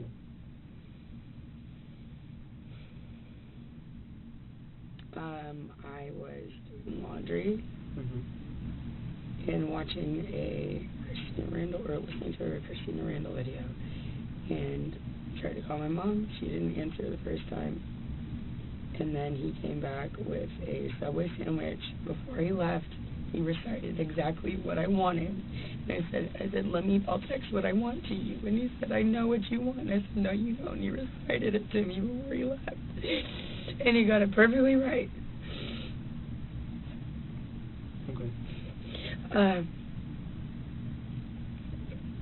And then he left. I guess he went to go bike over there. That's just what he said. I don't know if he walked or biked, but he told me he's gonna bike or something. Like a bicycle? Yeah. Okay. He came back, and I said something about like, oh, are you gonna like reshare your location with me? Like, did you want to share it? And he said, yeah, I shared it. And I was like, oh, when did you do that? And he goes, the other day, like when you were done with me. And I was like, okay, well, fair enough. And, like, reshare it.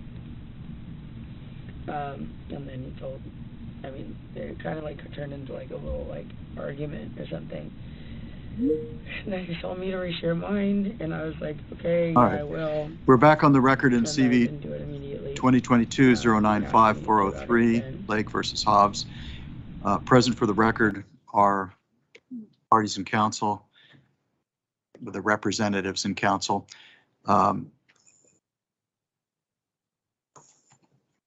I was just going to bring up a matter of housekeeping. You okay with Mr. Blem not being here? Mr. Olson? Yes, Your Honor. All right. Okay. At the risk of OSHA violations for my court reporter, what I would like to do is try and maximize the amount of time we have. Rather than starting at 1:30, we'll start back at 1 o'clock. So we'll go from 12 to 1, cutting 30 minutes off of the lunch break. So we'll do that today and tomorrow. I'd like to start at 8:30 tomorrow rather than 9 o'clock if we can, stretch a little more out of the day. But I think by 4:30, I don't want to burn the midnight oil on this. I think that we need to have focus and attention and be clear-minded. But I think starting at 8:30, coming back early from lunch, that I'm not taxing anybody's mental capacity with that. Do you agree, plaintiffs? Yes, Your Honor. Defendants? Ms. Khanna? County agrees, Your Honor. Hopefully that sounds a little better. So that's what we'll do. All right. Are you prepared for your next witness? Yes, Your Honor. We call Clay Parikh. Very well, sir. Mr. Parikh, if you could come forward, sir, and stand in front of my clerk to be sworn, sir.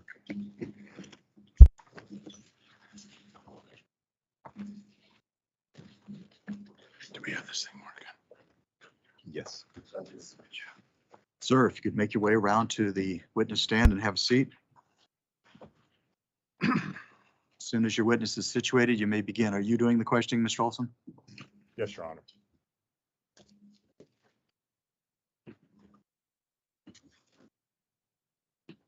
Good morning, Mr. Parikh. Could you please state your full name for the record? My name is Clay Uday Parikh. And where do you currently work? I work at Northrop Grumman, a defense contractor. And what do you do with Northrop Grumman?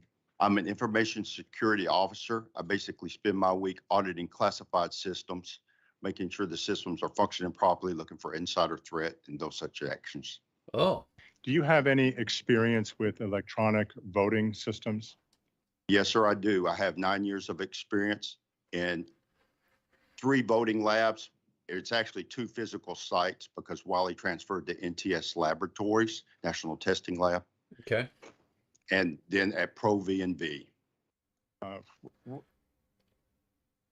Does this relate to, are you familiar with what's called the EAC, the Election Assistance Commission? Yes, sir, I am. In 2008, my very first tasking was to evaluate Wiley Laboratories test procedures, in which I had to evaluate the voting system guidelines. And did you perform testing on electronic voting systems in order to certify them in accordance with EAC guidelines? Yes, sir, I was. And you did that for how long? For 9 years. And that was through Pro V&V, a voting system testing lab? I was through a professional staffing company, and that's how I was contracted on, because they had, none of the labs had a permanent security specialist on their payroll. I was the only one. And when you say, you refer to the labs, in this case, Pro V&V, what is a voting system testing lab? The voting system testing lab is where a vendor submits to the EAC a test plan. It gets submitted to the EAC, it gets approved, then they go to a voting system test lab. There's a project that's done up, and they get tested. These tests can go either by the EAC for federal certification, or they can go by the Secretary of State. That depends on the state's requirements under their laws as far as their certification efforts. Do you know what voting system testing lab certifies the electronic voting machines used in Maricopa County? Objection, Your Honor. Relevance. I believe this line of questioning about certification is no longer on the table given the court's ruling earlier this week. Yeah, a lot of the question for certification, I mean, qualifications purposes, so I'll give them a little bit of leeway. You can answer the question if you're able to, Mr. Preek. Yes, There it's you go. Pro V&V. Do you have a background in cybersecurity, Mr. Parikh? I have about 20 years of experience in cybersecurity. Can you, just briefly go through some of your qualifications with the court in cybersecurity? Yes, sir, I can. I have a Master of Science in Cybersecurity. Yeah, they're just going to which qualify is this guy. on That's a all. computer science track. I also have a bachelor's in computer science, a systems major. I have the Certified Information System Security Professional certification. I've had that since the beginning of 2007. That is the gold standard as far as security certifications are considered. I'm also a certified ethical hacker, and I'm also a certified hacking forensic investigator. Wow. What is a certified hacking forensic investigator? That means you go in, you do a forensic analysis, specifically looking for malicious malware. You do root cause analysis. You find out what the malware was, how it infected, and that. These are not your standard forensics type approaches that most law enforcement agencies would use. Their standard is a little bit slower because of the evidentiary stuff. But if you're in an incident response center, as I've helped run in the past, when you have an emergency or something happens, you have to react then. And these are the type of actions that you learn. You learn to get in, do the analysis quickly, make sure you're secure in your analysis, because you have to come up with remediation efforts.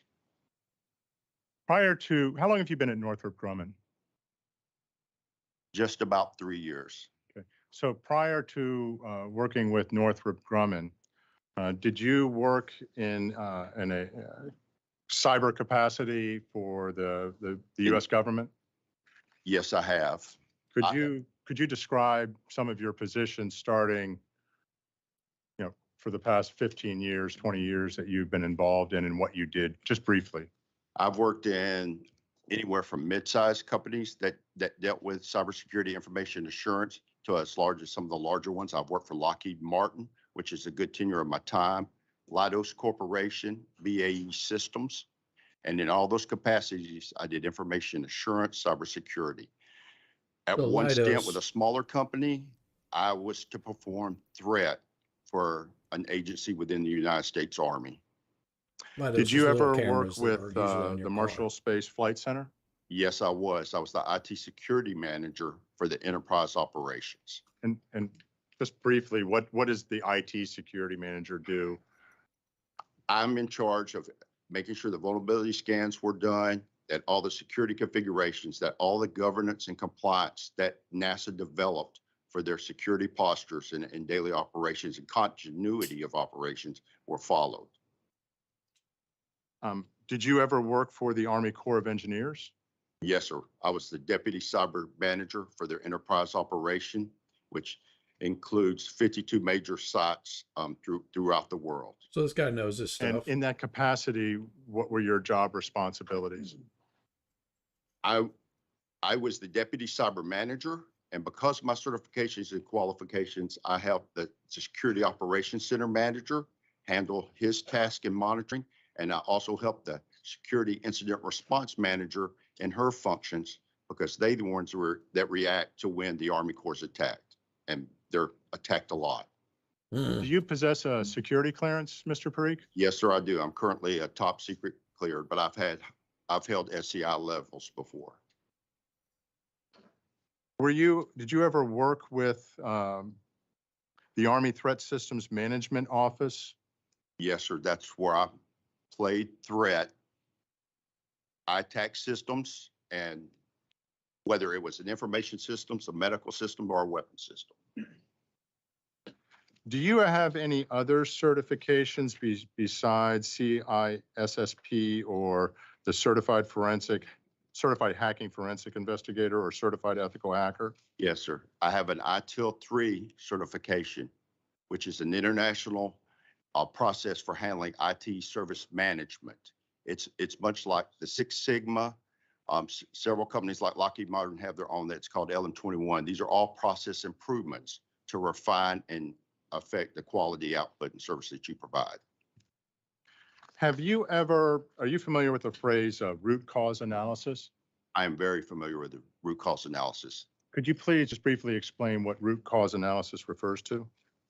In simple terms, it's basically troubleshooting, but you have to find what caused the initial issue to happen.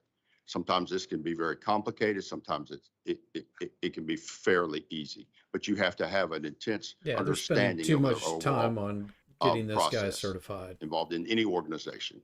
And this root cause analysis could be done from what's called a governance perspective, where you look at documentation, process, and procedures, because flaws within those can produce the issue, or it can be from a technical finding. I've done hundreds to probably thousands of root cause analysis in all different types of environments. Could you give an example of an actual event in which you led the effort for a root cause analysis, and just a quick overview? I've done one for the Navy Marine Corps Internet, which was the world's largest WAN. They did, which has tens of thousands of workstations. There was an issue that resolved. They were having, after upgrades of the operating systems, they had technical issues, and based on those type of issues and analyzed and know what was going on, I requested that the BIOS data be provided, and that ended up the root cause, because the problem systems have that, because they did not properly manage the BIOS. That's a low-level technical one. There's been others involved where the Air Force had it, what's I would say world-facing internet site. Was on the internet, got pulled down because a vulnerability was found, and I was put in charge to do the root cause analysis to find out how the system was compromised, what happened, and suggested the mitigation efforts. Have there ever been any criminal prosecutions that have resulted from your work? That's a good question. Yes, both federally and privately from an employer. There you go. So the federal government relied on your assessment of a situation in order to bring criminal charges against somebody? Several times. Some of those I cannot talk about because of the nature and the classification. Of course you can. Did you do an analysis of the events that took place in the election day operations in Maricopa County? Yes, sir, I did. And what did you do in terms of your assessment of that situation? I do like I do with any system that's involved with electronic voting systems. I look at the state statutes and what they reported to the federal government, as in this case, Arizona follows HAVA, and that's in their laws and statutes. Then I go from that, look at the systems they use, then I look at their procedures. I downloaded the Secretary of State's elections manual, the Oh, okay. Maricopa elections manual. I've read through testimony, declarations. I reviewed the EAC certification of the electronic voting system, the test reports from ProVNV concerning the election system. I downloaded and read the applicable Title 16 part of the Arizona statutes, which covers the election systems. Then I read a lot of testimony. I watched a lot of the video televised meetings that Maricopa conducted and a lot of the video testimonies. Okay. And did you interview or speak with any election day workers, like technicians who participated, retained by Maricopa to work at the various vote centers on November 8th, 2022? Yes, sir, I did. I had spoken with after seeing the declaration and an interview conducted for the declaration, I asked to interview them and ask specific questions. Ooh.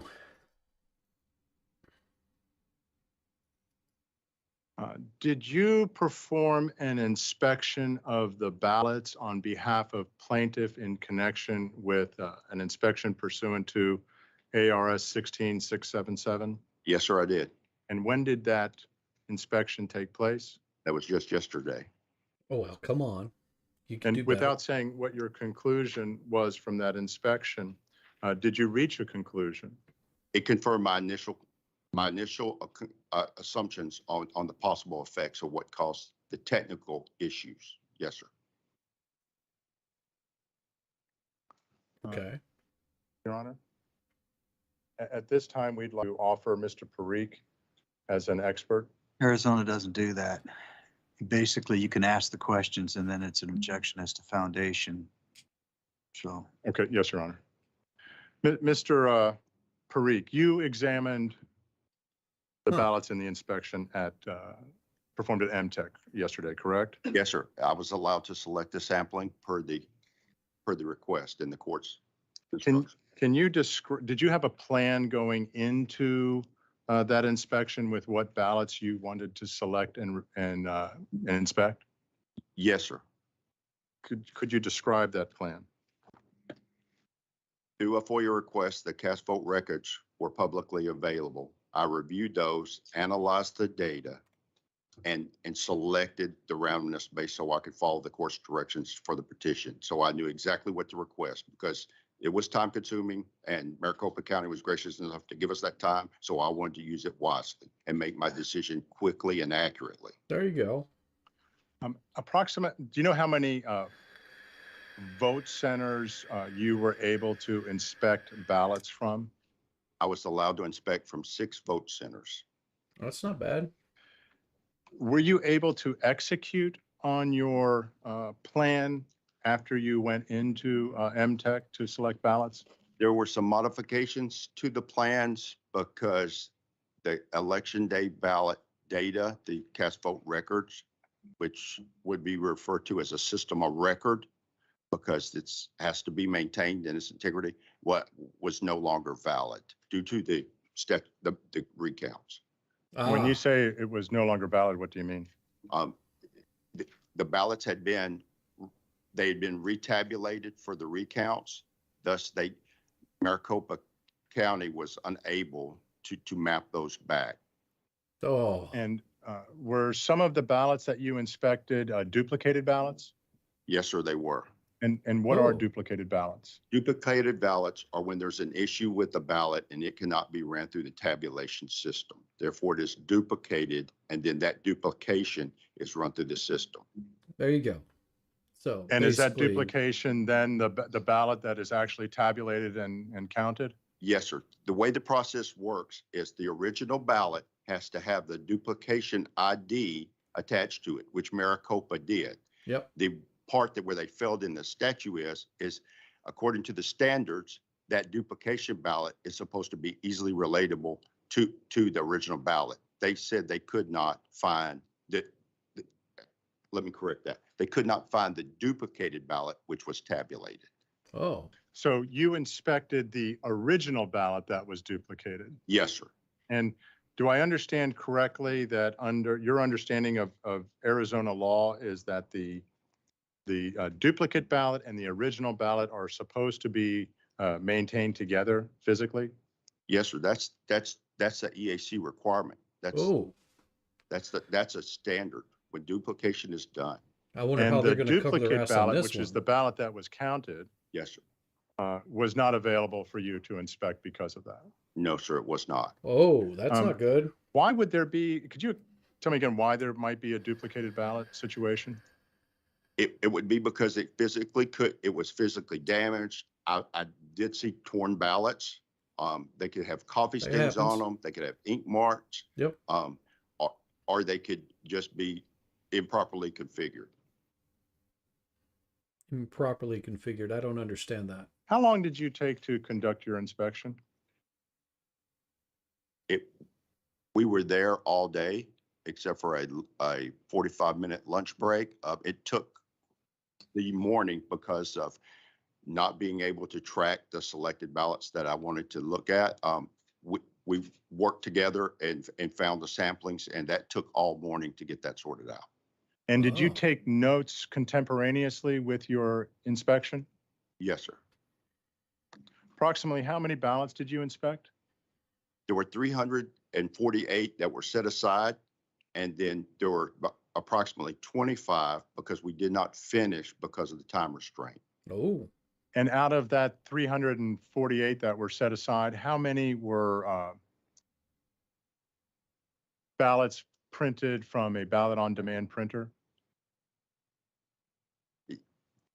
In what I analyzed between the 6 vote centers, I specifically, and then there was the spoiled ballots that could be examined. I requested that the spoiled ballots be from those same vote centers. This allows me a more accurate response to be able to look at a spoiled ballot and see it's just the same ballot ID and the same actual ballot style as another ballot within that same voting center. there you go.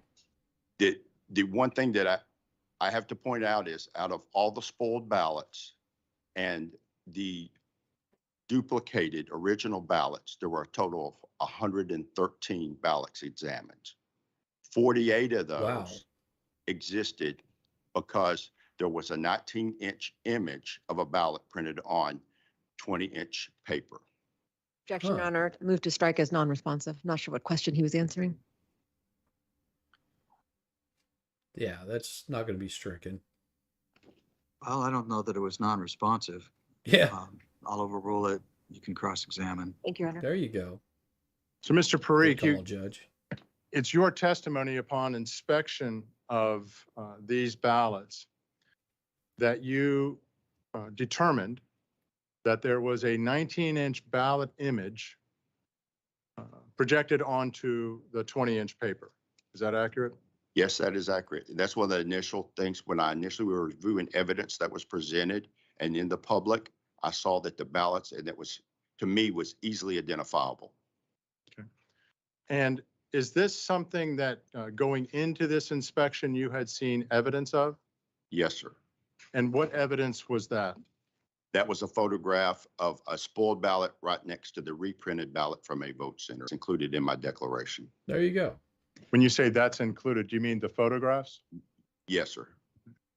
And so when you were inspecting the ballots yesterday and you determined that the duplicated ballots and the spoiled ballots, I'll strike that.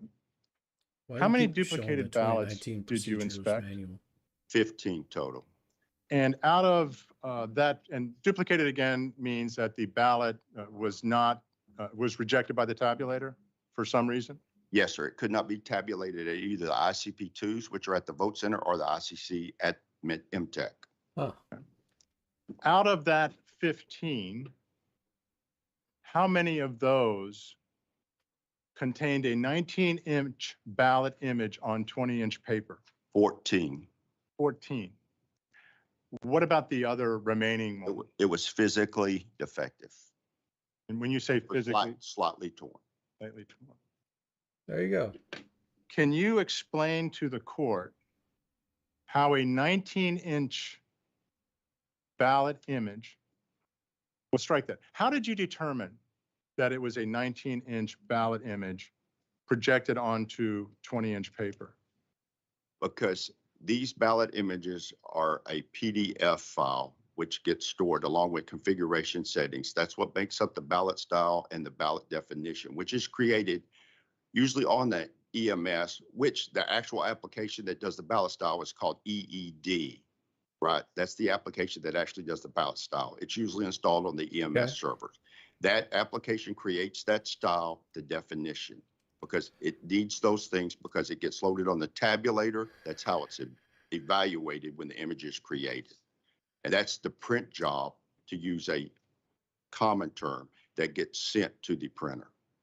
There you go. And how could, and how did you determine that it was actually a 19-inch image projected onto a 20-inch paper? I can determine that 100% of all the ballots are rejected because the mechanics of a printer, the feeds are not always accurate. On the 20-inch ballots, you can see the same, I refer to them as tick marks, but they're actually the borders of the image that is sent. And on the 20-inch ballots, you'll see about the very corner above the borders where there's any misfeed. On the 19-inch ballots, they were well viewable in the margins. There are 90-degree right angles at each corner of the page. And the image. Did you physically measure the ballots to determine that? Yes, sir, I did. I requested a ruler, and Maricopa graciously got me one, and they got one of the other inspectors a ruler. There you go. How could a 19-inch ballot image appear? We'll strike that. You've heard previous testimony. Were you here for Mr. Jarrett's testimony? Yes, sir, I was. And did you hear Mr. Jarrett testify that in the November 2022 general election, a 20-inch ballot was used? Yes, sir, I did. Huh. And did you hear Mr. Jarrett testify that it would be a failure of the system if a 19-inch ballot image was projected onto a 20-inch paper? Objection, Your Honor, that misstates the testimony of the prior witness as to the word failure. Oh. I'm assuming you're going to follow up with a question for an opinion. I think you can frame it as a hypothetical without arguing about the Yes, Your Honor. basis. There you go. Rephrase. Come on. In an election which is purportedly designed to take place with a 20-inch ballot image on 20-inch paper, how could a 19-inch ballot image appear? Objection called for speculation. Well, you asked. Let's ask a question first, yes or no, if you can tell. Ask him if he can tell, and then the objection, and you can re-ask the question. Yes, Your Honor. Mr. Parikh, given your experience and training, particularly with electronic voting systems at 9 years, can you tell what the cause of a 19-inch ballot image being projected on 20-inch paper would be? Yes, I can. I could give you both the technical ways that it could happen. There are only two ways that it can happen. Can you tell the court the two ways that can happen? One way is by changing the printer adjustments. That would make the printer adjustments and settings override the image file that was set. The other is from the application side or the operating system side. This is the same for anybody who ever prints anything at home. Yep. Your Microsoft Word can send the settings, or it can say to use the default settings of the printers. There you go. The application doing it, in this case, as it's a ballot, would have to be that there was a 19-inch image ballot definition. And where does that definition reside? That can vary depending on the system, but from what I heard in the testimony, it resides on the laptop that's connected to the printer, which would I've seen it referred to as a control printer, but this is actually what would be called a print spooler. And it controls the print jobs to allow the printer to take on the load. And as there were multiple site books, this would be the technical use that that laptop should be used for. And this would be Is there why. any way, in your opinion, for a 19-inch ballot image to be projected on a 20-inch ballot by accident? No, sir. Why Oh, not? Because the settings and the configurations and the procedures that are used cannot allow that. These are not a bump up against the printer and the settings change. There are security configurations. I've reviewed the evidence and the printers are configured via script, which by any large organization that has to do multiple systems is a standard. This takes away the human error of somebody miscoding in the instructions either on the printer. mm-hmm. Prior to an election, would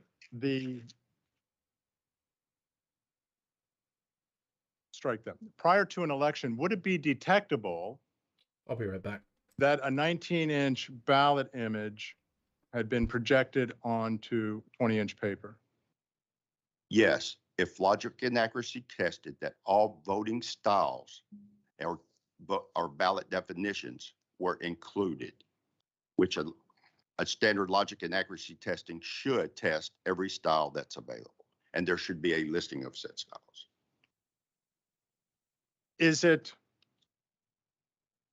You performed testing for EAC certification, correct? Yes, sir, I have. Is it permissible to have two different ballot definitions in the same election with respect to the size of the ballot image? No, sir. For example, if you live in an apartment building and your neighbor and you have the same school board district, you have the same precinct, all the jurisdictions for whether it's local, county, state, or federal are basically the same, that ballot style definition, the ID for it should be singular. If you do not, then you have two different styles, you're assessing them differently. That can also produce forgery. There's only supposed to be one ballot style per those voting options, and that's what controls it. The 19-inch ballot image that you observed in your inspection on multiple ballots, including duplicated and spoiled ballots, correct? Yes, sir. What effect would a 19-inch ballot image projected on a 20-inch piece of paper used in the election in Maricopa for November 2022 have when it was placed into one of these vote center tabulators? It would cause it to be rejected. Yep. According to Dominion's documentation, they performed somewhere from between 200 and 300 checks on the actual physical paper ballot that gets inserted into the system. They state, and this is according to Dominion, the vendor who created the application, that it can reject the ballot for any one of those. A 19-inch image being on 20-inch paper increases the margin. Once the timing marks are seen and they're evaluated, the actual physical printer that created the image is saying, by the application telling it, you're done, but there's a remaining inch of paper in there, so it would assume there's a paper jam. And to the tech, I specifically asked, there were paper jams to where he opened up and there was no paper. So from a programming perspective, the machine would throw the paper jam error, but yet there would be no paper. And you're referring to There a you tech. go. You say you spoke to a tech. Would that be Aaron Smith? Yes, sir. And what did Mr. Smith tell you? Mr. First of all, Smith. who is Aaron? What is your understanding of Mr. Smith's role during the November 2022 election? Mr. Smith is after Neo. I think he repeatedly followed all the procedures that he was instructed to follow. He put a good solid effort forward to resolve the issues. It finally became to where the issue could not be resolved according to the procedures, and he actually had to request a replacement tabulator, which so happened to be misconfigured. Ah, Do you know why Aaron wanted to testify today? I think Your Honor, calls for speculation, lack of foundation. there you That's go. going to call for speculation. Yeah, it would. Withdraw the question, Your Honor. It would. That was a horrible question. What would it take? You mentioned that there are only two possibilities for how a 19-inch image could be configured onto the system to be put on a 20-inch piece of paper, correct? Yes, my assessment applies to anything that is printed. Not just the specifics of this, but to anything that's printed. These are the way the technology functions. Okay. But you testified that there's only two ways that Yes, this sir. There are only situation two. could arise. There are only two. Okay. What would it take for you to determine which of the two possibilities is what occurred? Specifically, as I did yesterday, inspecting the ballots. There were some ballots that were spotty, but the spottiness was also on batches from the vote centers that were correctly tabulated. So that confused me. And the stuff that was mentioned about the fusers and the heating, because they first said it was a toner issue when it's not, it's a tray weight issue, which affects the heat of diffusers.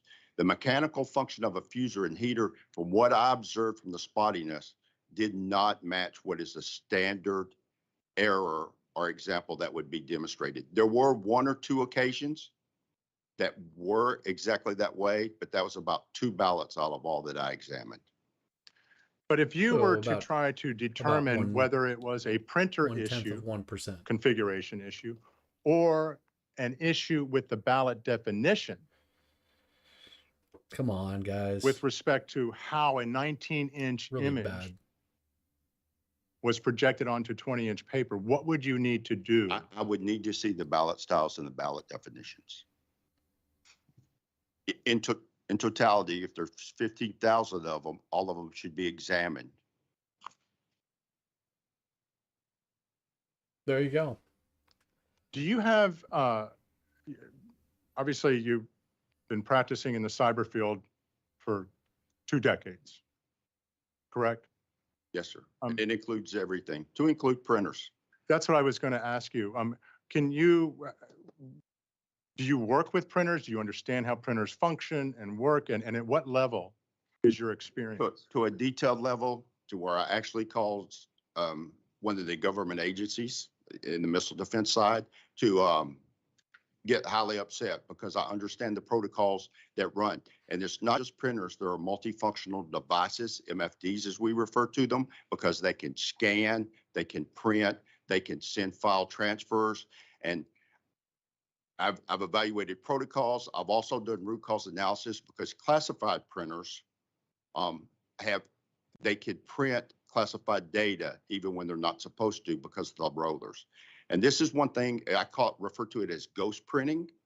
I did see that repeatedly on the early vote ballots that were printed by Runtech, because in my opinion, the ink was a little bit too deep and too shiny for that. And I was able to even see candidates' names in the white space. There you go. It's very light and gray, but that's why I refer to it as ghost printing. Mm-hmm. All right.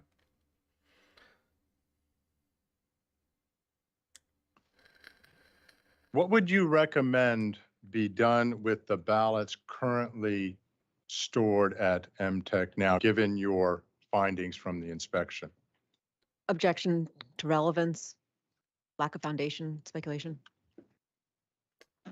You need to rephrase the question. Yeah. I'm going to sustain it. As they should. Do you have any concerns regarding the security of the ballots, given your findings from your inspection yesterday that a 19-inch image was projected onto the samples from 6 different vote centers that you examined of 20-inch paper? Yes, I can. And if it is okay with the court, I have to answer this in 2 ways. They both are pertinent.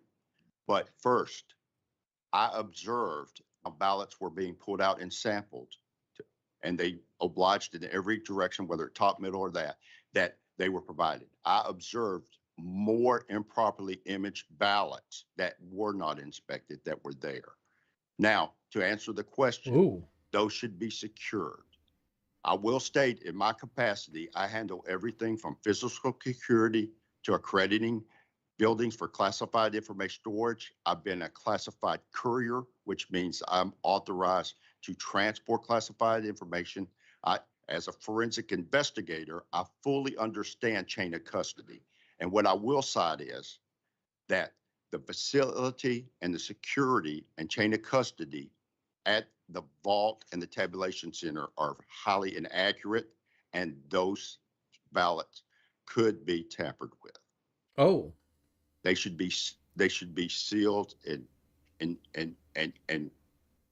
appropriate actions. For example, security seals were only placed on the boxes that we inspected, and that was due to the court order, and they wanted to ensure that the proper security was done. Objection, Your Honor. I'm going to move to strike as non-responsive. I'm not sure, again, what question that was answering. That was non-responsive to the questions. Yeah, there you go. Beyond the scope. So. I of agree, what's before Judge. the court. So Thank you, Your Honor. strike the last part of his answer, dealing with the security measures. Yeah. Damn. Your Honor, just a point of clarification. You said strike the last part. And His answer, he had two parts to his answer. He said first, he observed ballots improperly, imaged ballots beyond what was sampled. That was part one. Part two is the commentary about the continued or ongoing storage. And it's all right. I've been accused of being soft-spoken. Part two was the testimony that related to the ongoing security concerns. That's the part that is not relevant to the issues that are before the court today. There you go. Yes, Your Honor. Mr. Parikh, you mentioned that you saw other ballots that you could see, do I understand that correctly, had a 19-inch ballot image projected onto 20-inch paper? Yes, sir. And how could you tell that? Because the difference in the margin, as they were being taken out of the box and placed on the table and shuffled around, it was obvious, it was apparent to me. Okay. Is there, when, on these ballots with a 19-inch image, are there marks that are different around the corners than the 20-inch ballots? So you will see the corner edges of the image, which would be considered, the actual size of the paper. Those right angle marks at each, the top left, top right, bottom left, bottom right, are within the margin space. They're clearly visible. Did you, you mentioned you kept notes Yes, sir. of your inspection. Did you draft a report that summarized those notes with conclusions? Yes, sir, I did. If the court were to ask you for it, would you be able to provide it to the court? Yes, sir, I would. And would that report be, would you swear to the accuracy of your conclusions in that report? Yes, I would. And would you swear to the accuracy of the results of your inspection in that report? Yes, sir, I would.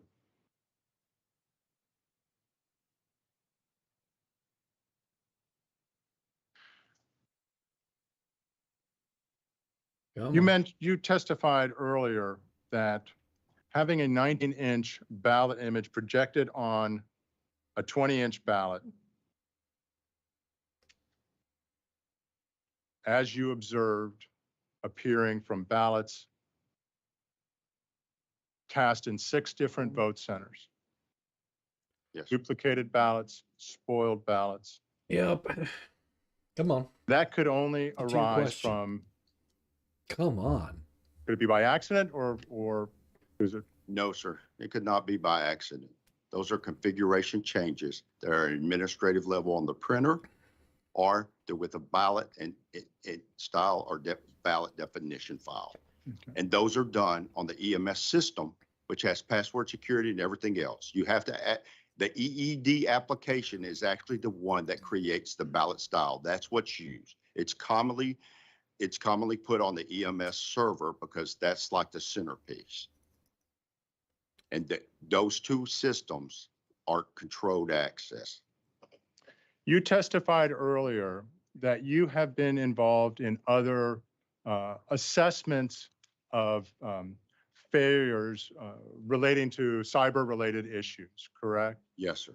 And that we call that a root cause analysis, correct? Yes, sir. I was part of the working group that established what's called the IRA process, which is a risk analysis and assessment process for the Missile Defense Agency years ago.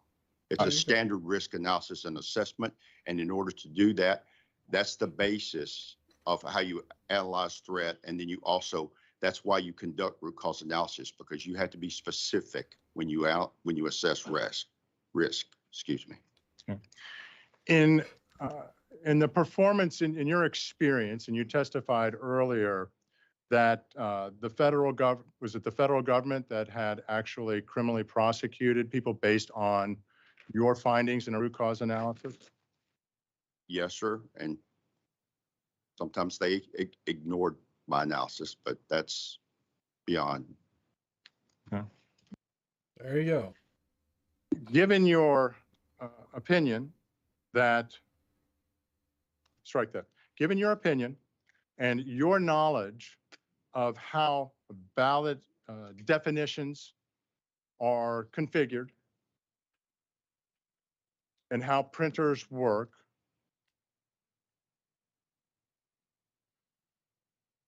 does your finding of a 19-inch image, ballot image placed on 20-inch paper, come on, does that implicate violations of criminal law? Wait, hold on. I would before you object. answer that. Objection, Your Honor. Calls for speculation, lack of foundation, and it calls for a legal conclusion. Does call for a legal conclusion. Your Honor, the witness has testified that. I heard. Yes, Your Honor. Yeah, I'll sit down. there you go.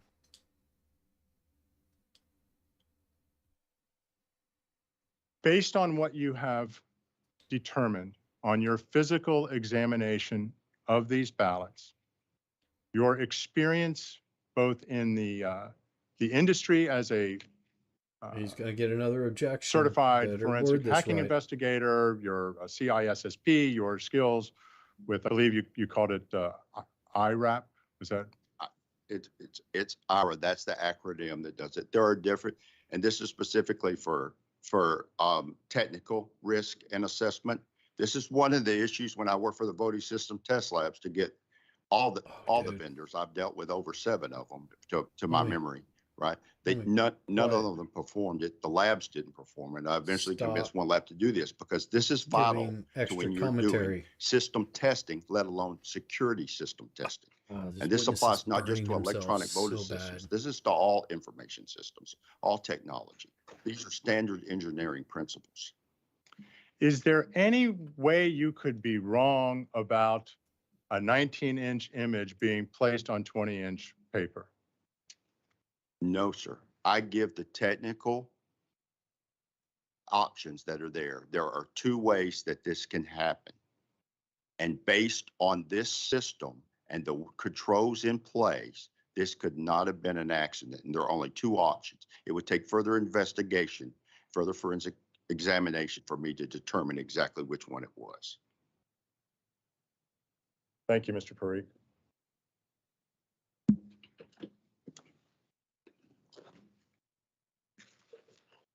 Cross-exam. That be you, Mr. Liddy?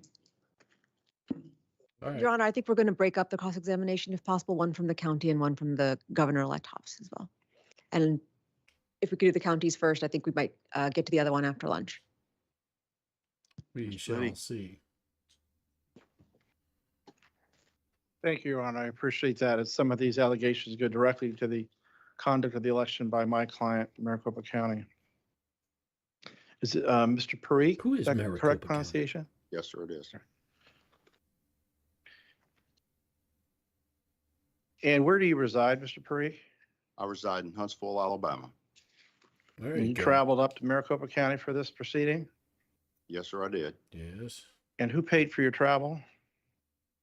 The attorney fund. The attorney fund, what's the attorney fund? It's the legal fund. I believe it's for all the attorneys associated with this. With this particular litigation? Yes, And did the attorney fund pay for lodging as well? Pay for your lodging? yes.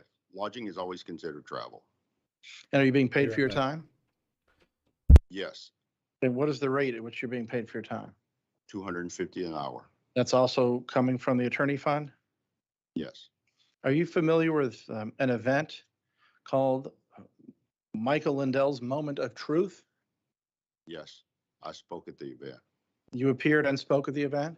Yes, I did, And where was that event held? in Missouri. Missouri. And was your travel from Alabama to Missouri paid for by someone other than yourself? Yes, sir. And who paid for that? That would, I would assume, would be Michael Lindell. All their travel was arranged. He asked me to speak at the event, and I spoke. And that'd be true for your time? Did you also get paid for your time there I did not charge for my time. and your lodging? That's considered travel that was provided to me. And when you say Mr. Lindell, you're referring to the My Pillow guy? Yes, sir.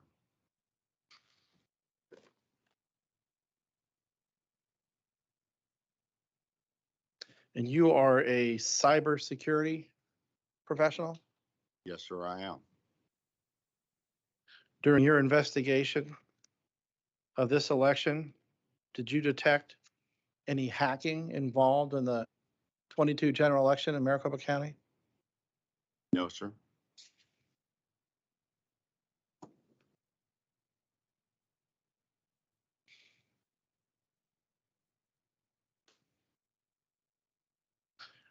I believe you testified that yesterday you were down at McTech performing the court-ordered inspection of the ballots. Is that correct? Yes, sir, I was. And you were asked to select batches of ballots? Yes. Well, that didn't You were asked to identify sound too them? good. Did you use a Mike highlighter Lindell, and my pillow highlight the guy, boxes? involved in Yes, this. I did. Did you observe the custodian of those ballots opening those boxes? Yes. They opened them in front of all the inspectors. There was a court reporter inspected. There was the other inspector for the other side, the gentleman sitting over there who's said he was as an attorney. We all were there as they went through. There you go. Did the individual who opened the box break the seal? By seal, are you referring to the red tape, which is simply red tape and not a security seal? Well, I'm asking you what you observed. I would not categorize what closed the boxes as a seal. Did you see the serial numbers on it? There were no serial numbers. So in your professional opinion, the ballots were not sealed? The ballots did not have an appropriate security seal on the boxes. That's not on, so, okay, fine. My question was, were the ballots sealed? They were closed with tape. Good answer. And where were they stored? In the vault and in the tabulation center.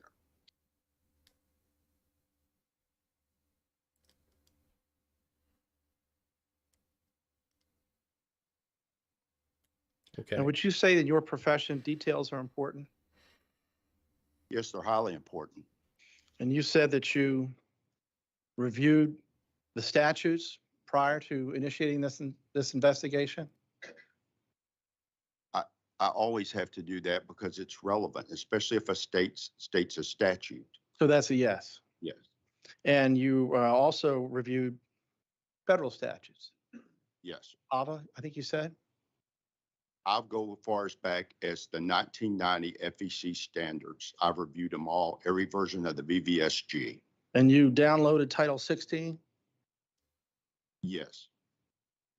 I like to have references for when they're referred to because they've been referred to in the Secretary of State's manual. They were referred to in the Maricopa manuals and procedures. So I like to actually read what's referred to ensure that it's accurate. And when you read those documents, you pay close attention to detail because that's required by your profession. Is that correct? I'm not a legal attorney. And so I read the laws for what they state and how they are. And you testified that You reviewed some documents that were provided to late campaign by a FOIA request. Is that accurate? Objection, Your Honor. I don't believe you ever testified to that. Well, it's cross-exam. go. So he can answer the question if he understands it. If you don't understand the questions, Mr. Parikh, you can have. No, these were public record requests that came from me from other technical professionals. So they were not FOIA requests. They were, those records were obtained via FOIA request. Are you familiar with FOIA? Can you tell me what FOIA stands for? It's the Freedom of Information Act.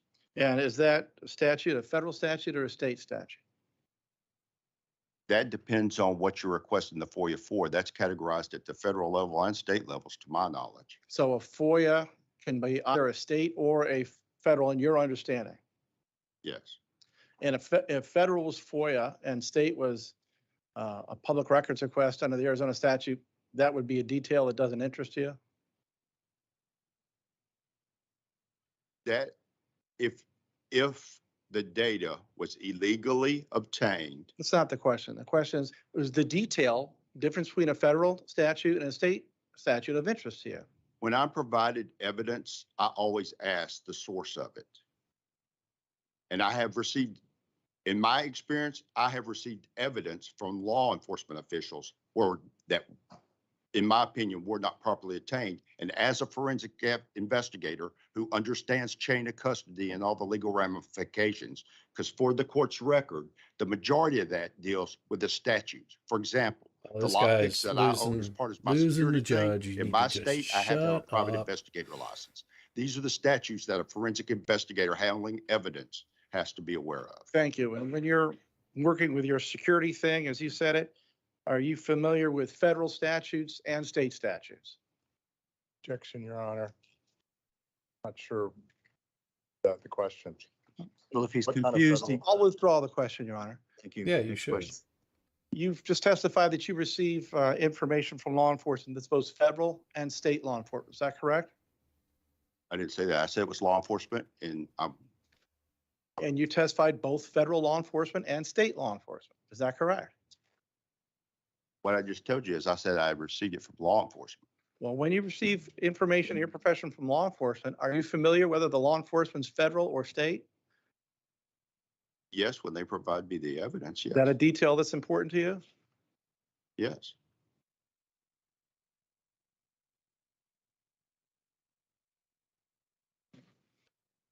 This guy's chewing I him believe you up. testified that you examined some ballots that had been duplicated. Is that correct? Yes.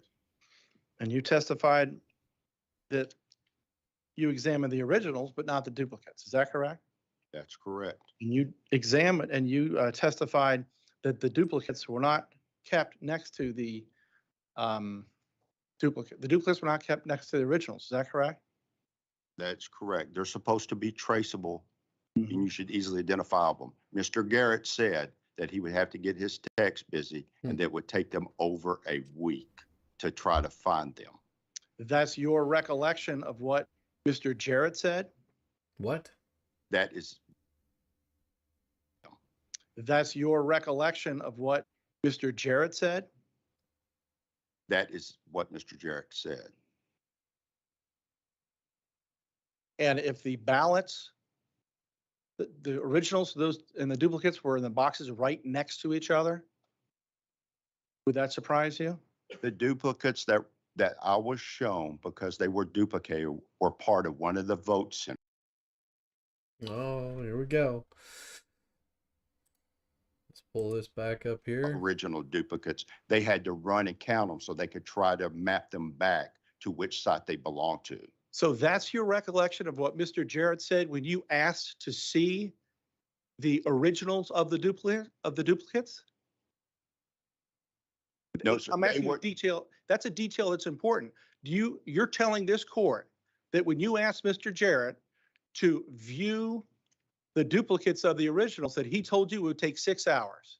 To clarify, I did not ask to see duplicates. They were part of the vote center and they provided the entirety of what they have for the vote center. They could not provide what was originally. Thank you, Mr. Curran. I think the important point, and I want to ask you this to make sure that I understand it correctly, is that you did not ask to see the duplicates. Objection misstates his prior testimony argumentative. Yeah. This is cross, just for reference, and all cross. If he doesn't understand the question, he can have it rephrased, but particularly with an expert witness, I think he's capable of answering. If you don't understand, you can have him rephrase it. If you do understand, you can go ahead and answer.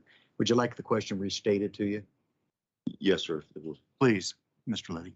Mr. Perrick, is it your recollection that when you asked Mr. Jarrett to see the duplicates and the originals, that he told you it would take 6 hours to get them? One, I did not ask to see them. They Well, were that answers my provided. question then. Thank you, Mr. Perrick. That answered my question. You did not ask to see them. Okay.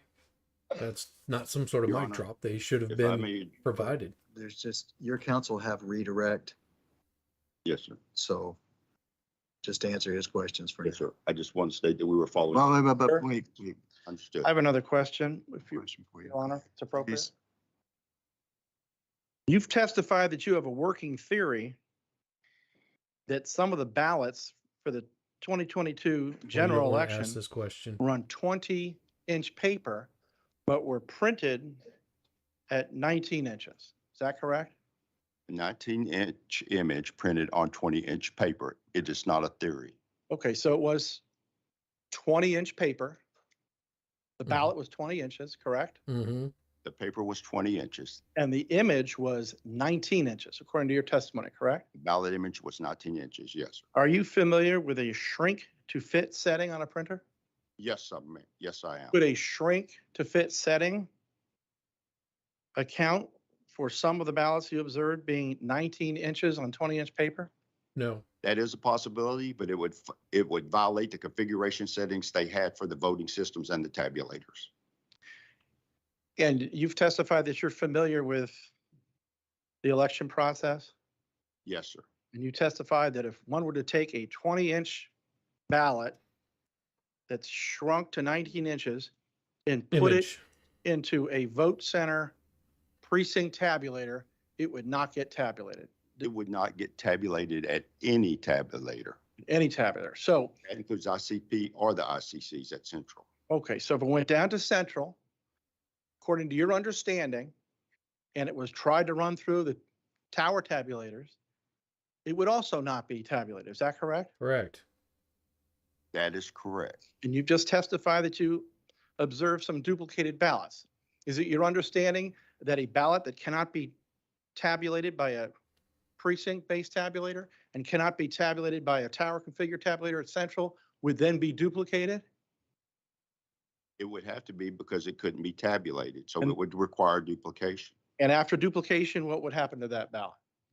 The duplicated ballot, which is supposed to be marked with a specific ID, Mhm. and that ID must be recorded on the original, and I saw those stickers on the originals. Question is, what would happen to that ballot?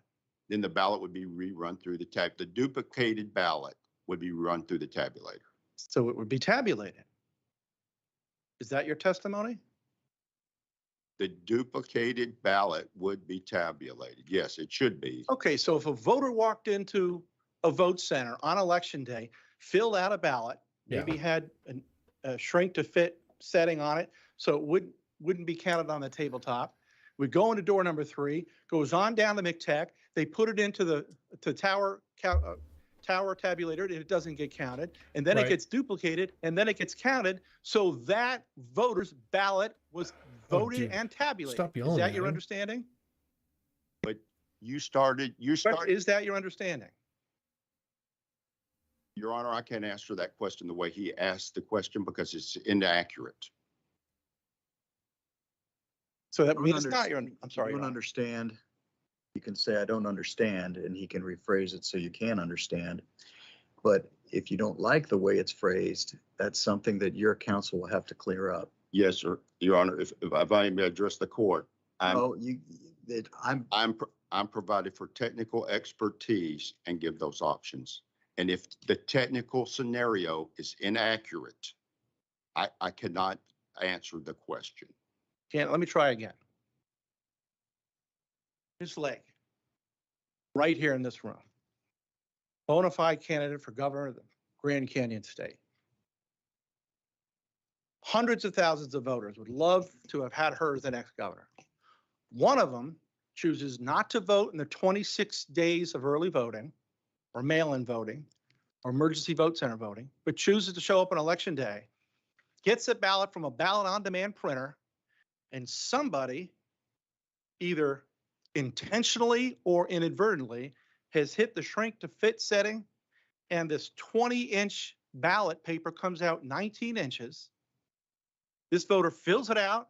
Carrie Lake, want her to be the next governor, throws it into the precinct tabulator. It comes out, goes into door number 3, goes down to McTech. The much more sensitive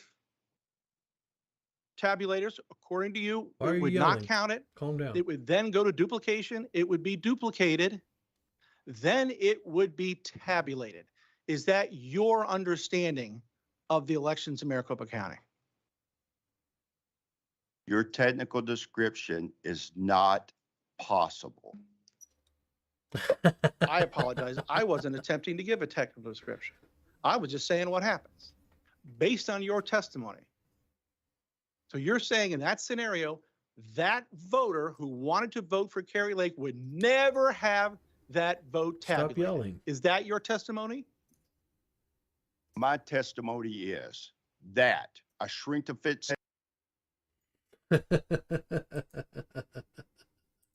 which Mr. Garrett just testified sends the print job to the printer. Therefore, it can't be accidental as all the employees that man the EMS are trained. Whether it's accidental or inadvertent. I gave the two options, Let me sir. please allow me to ask the question. I'll allow you to answer. Whether it's accidental or inadvertent, if the shrink to fit 19-inch ballot has to be duplicated, once it's duplicated, would it be tabulated? To your understanding. There are two technical ways that that image would be there. None of the ways you exist, Sir, Your it's Honor, not I'm even possible. That's It's not not responsive. possible, Your Honor. I understand what you're saying, Mr. Parikh. That's not responsive to his question. If you are able to answer his question, you can do that. Sir, are you able to answer the question? No. I'm unable to answer your question. Okay. Let me ask a different question. Are duplicated ballots tabulated? Maricopa County, general election 2022? If they're duplicated correctly and they're configured correctly, yes, they should be. Thank you. No further questions, Your Honor. He's asking the wrong question. Okay. We're at the point where we need to break. We're going to take a 1 hour, not 1.5 hour recess. So we'll be back here at 1 o'clock to resume. Break so I can make a So, phone call, and I will catch up with you boys in a bit. So give Just me a come back little at bit, 1 o'clock, and Mr. Parikh, and we'll resume where we I left off. will Yes, sir. And I continue will this realize on. I'm still under oath, sir. You read my mind. Yes, sir. Thank you very much. You're welcome. All rise.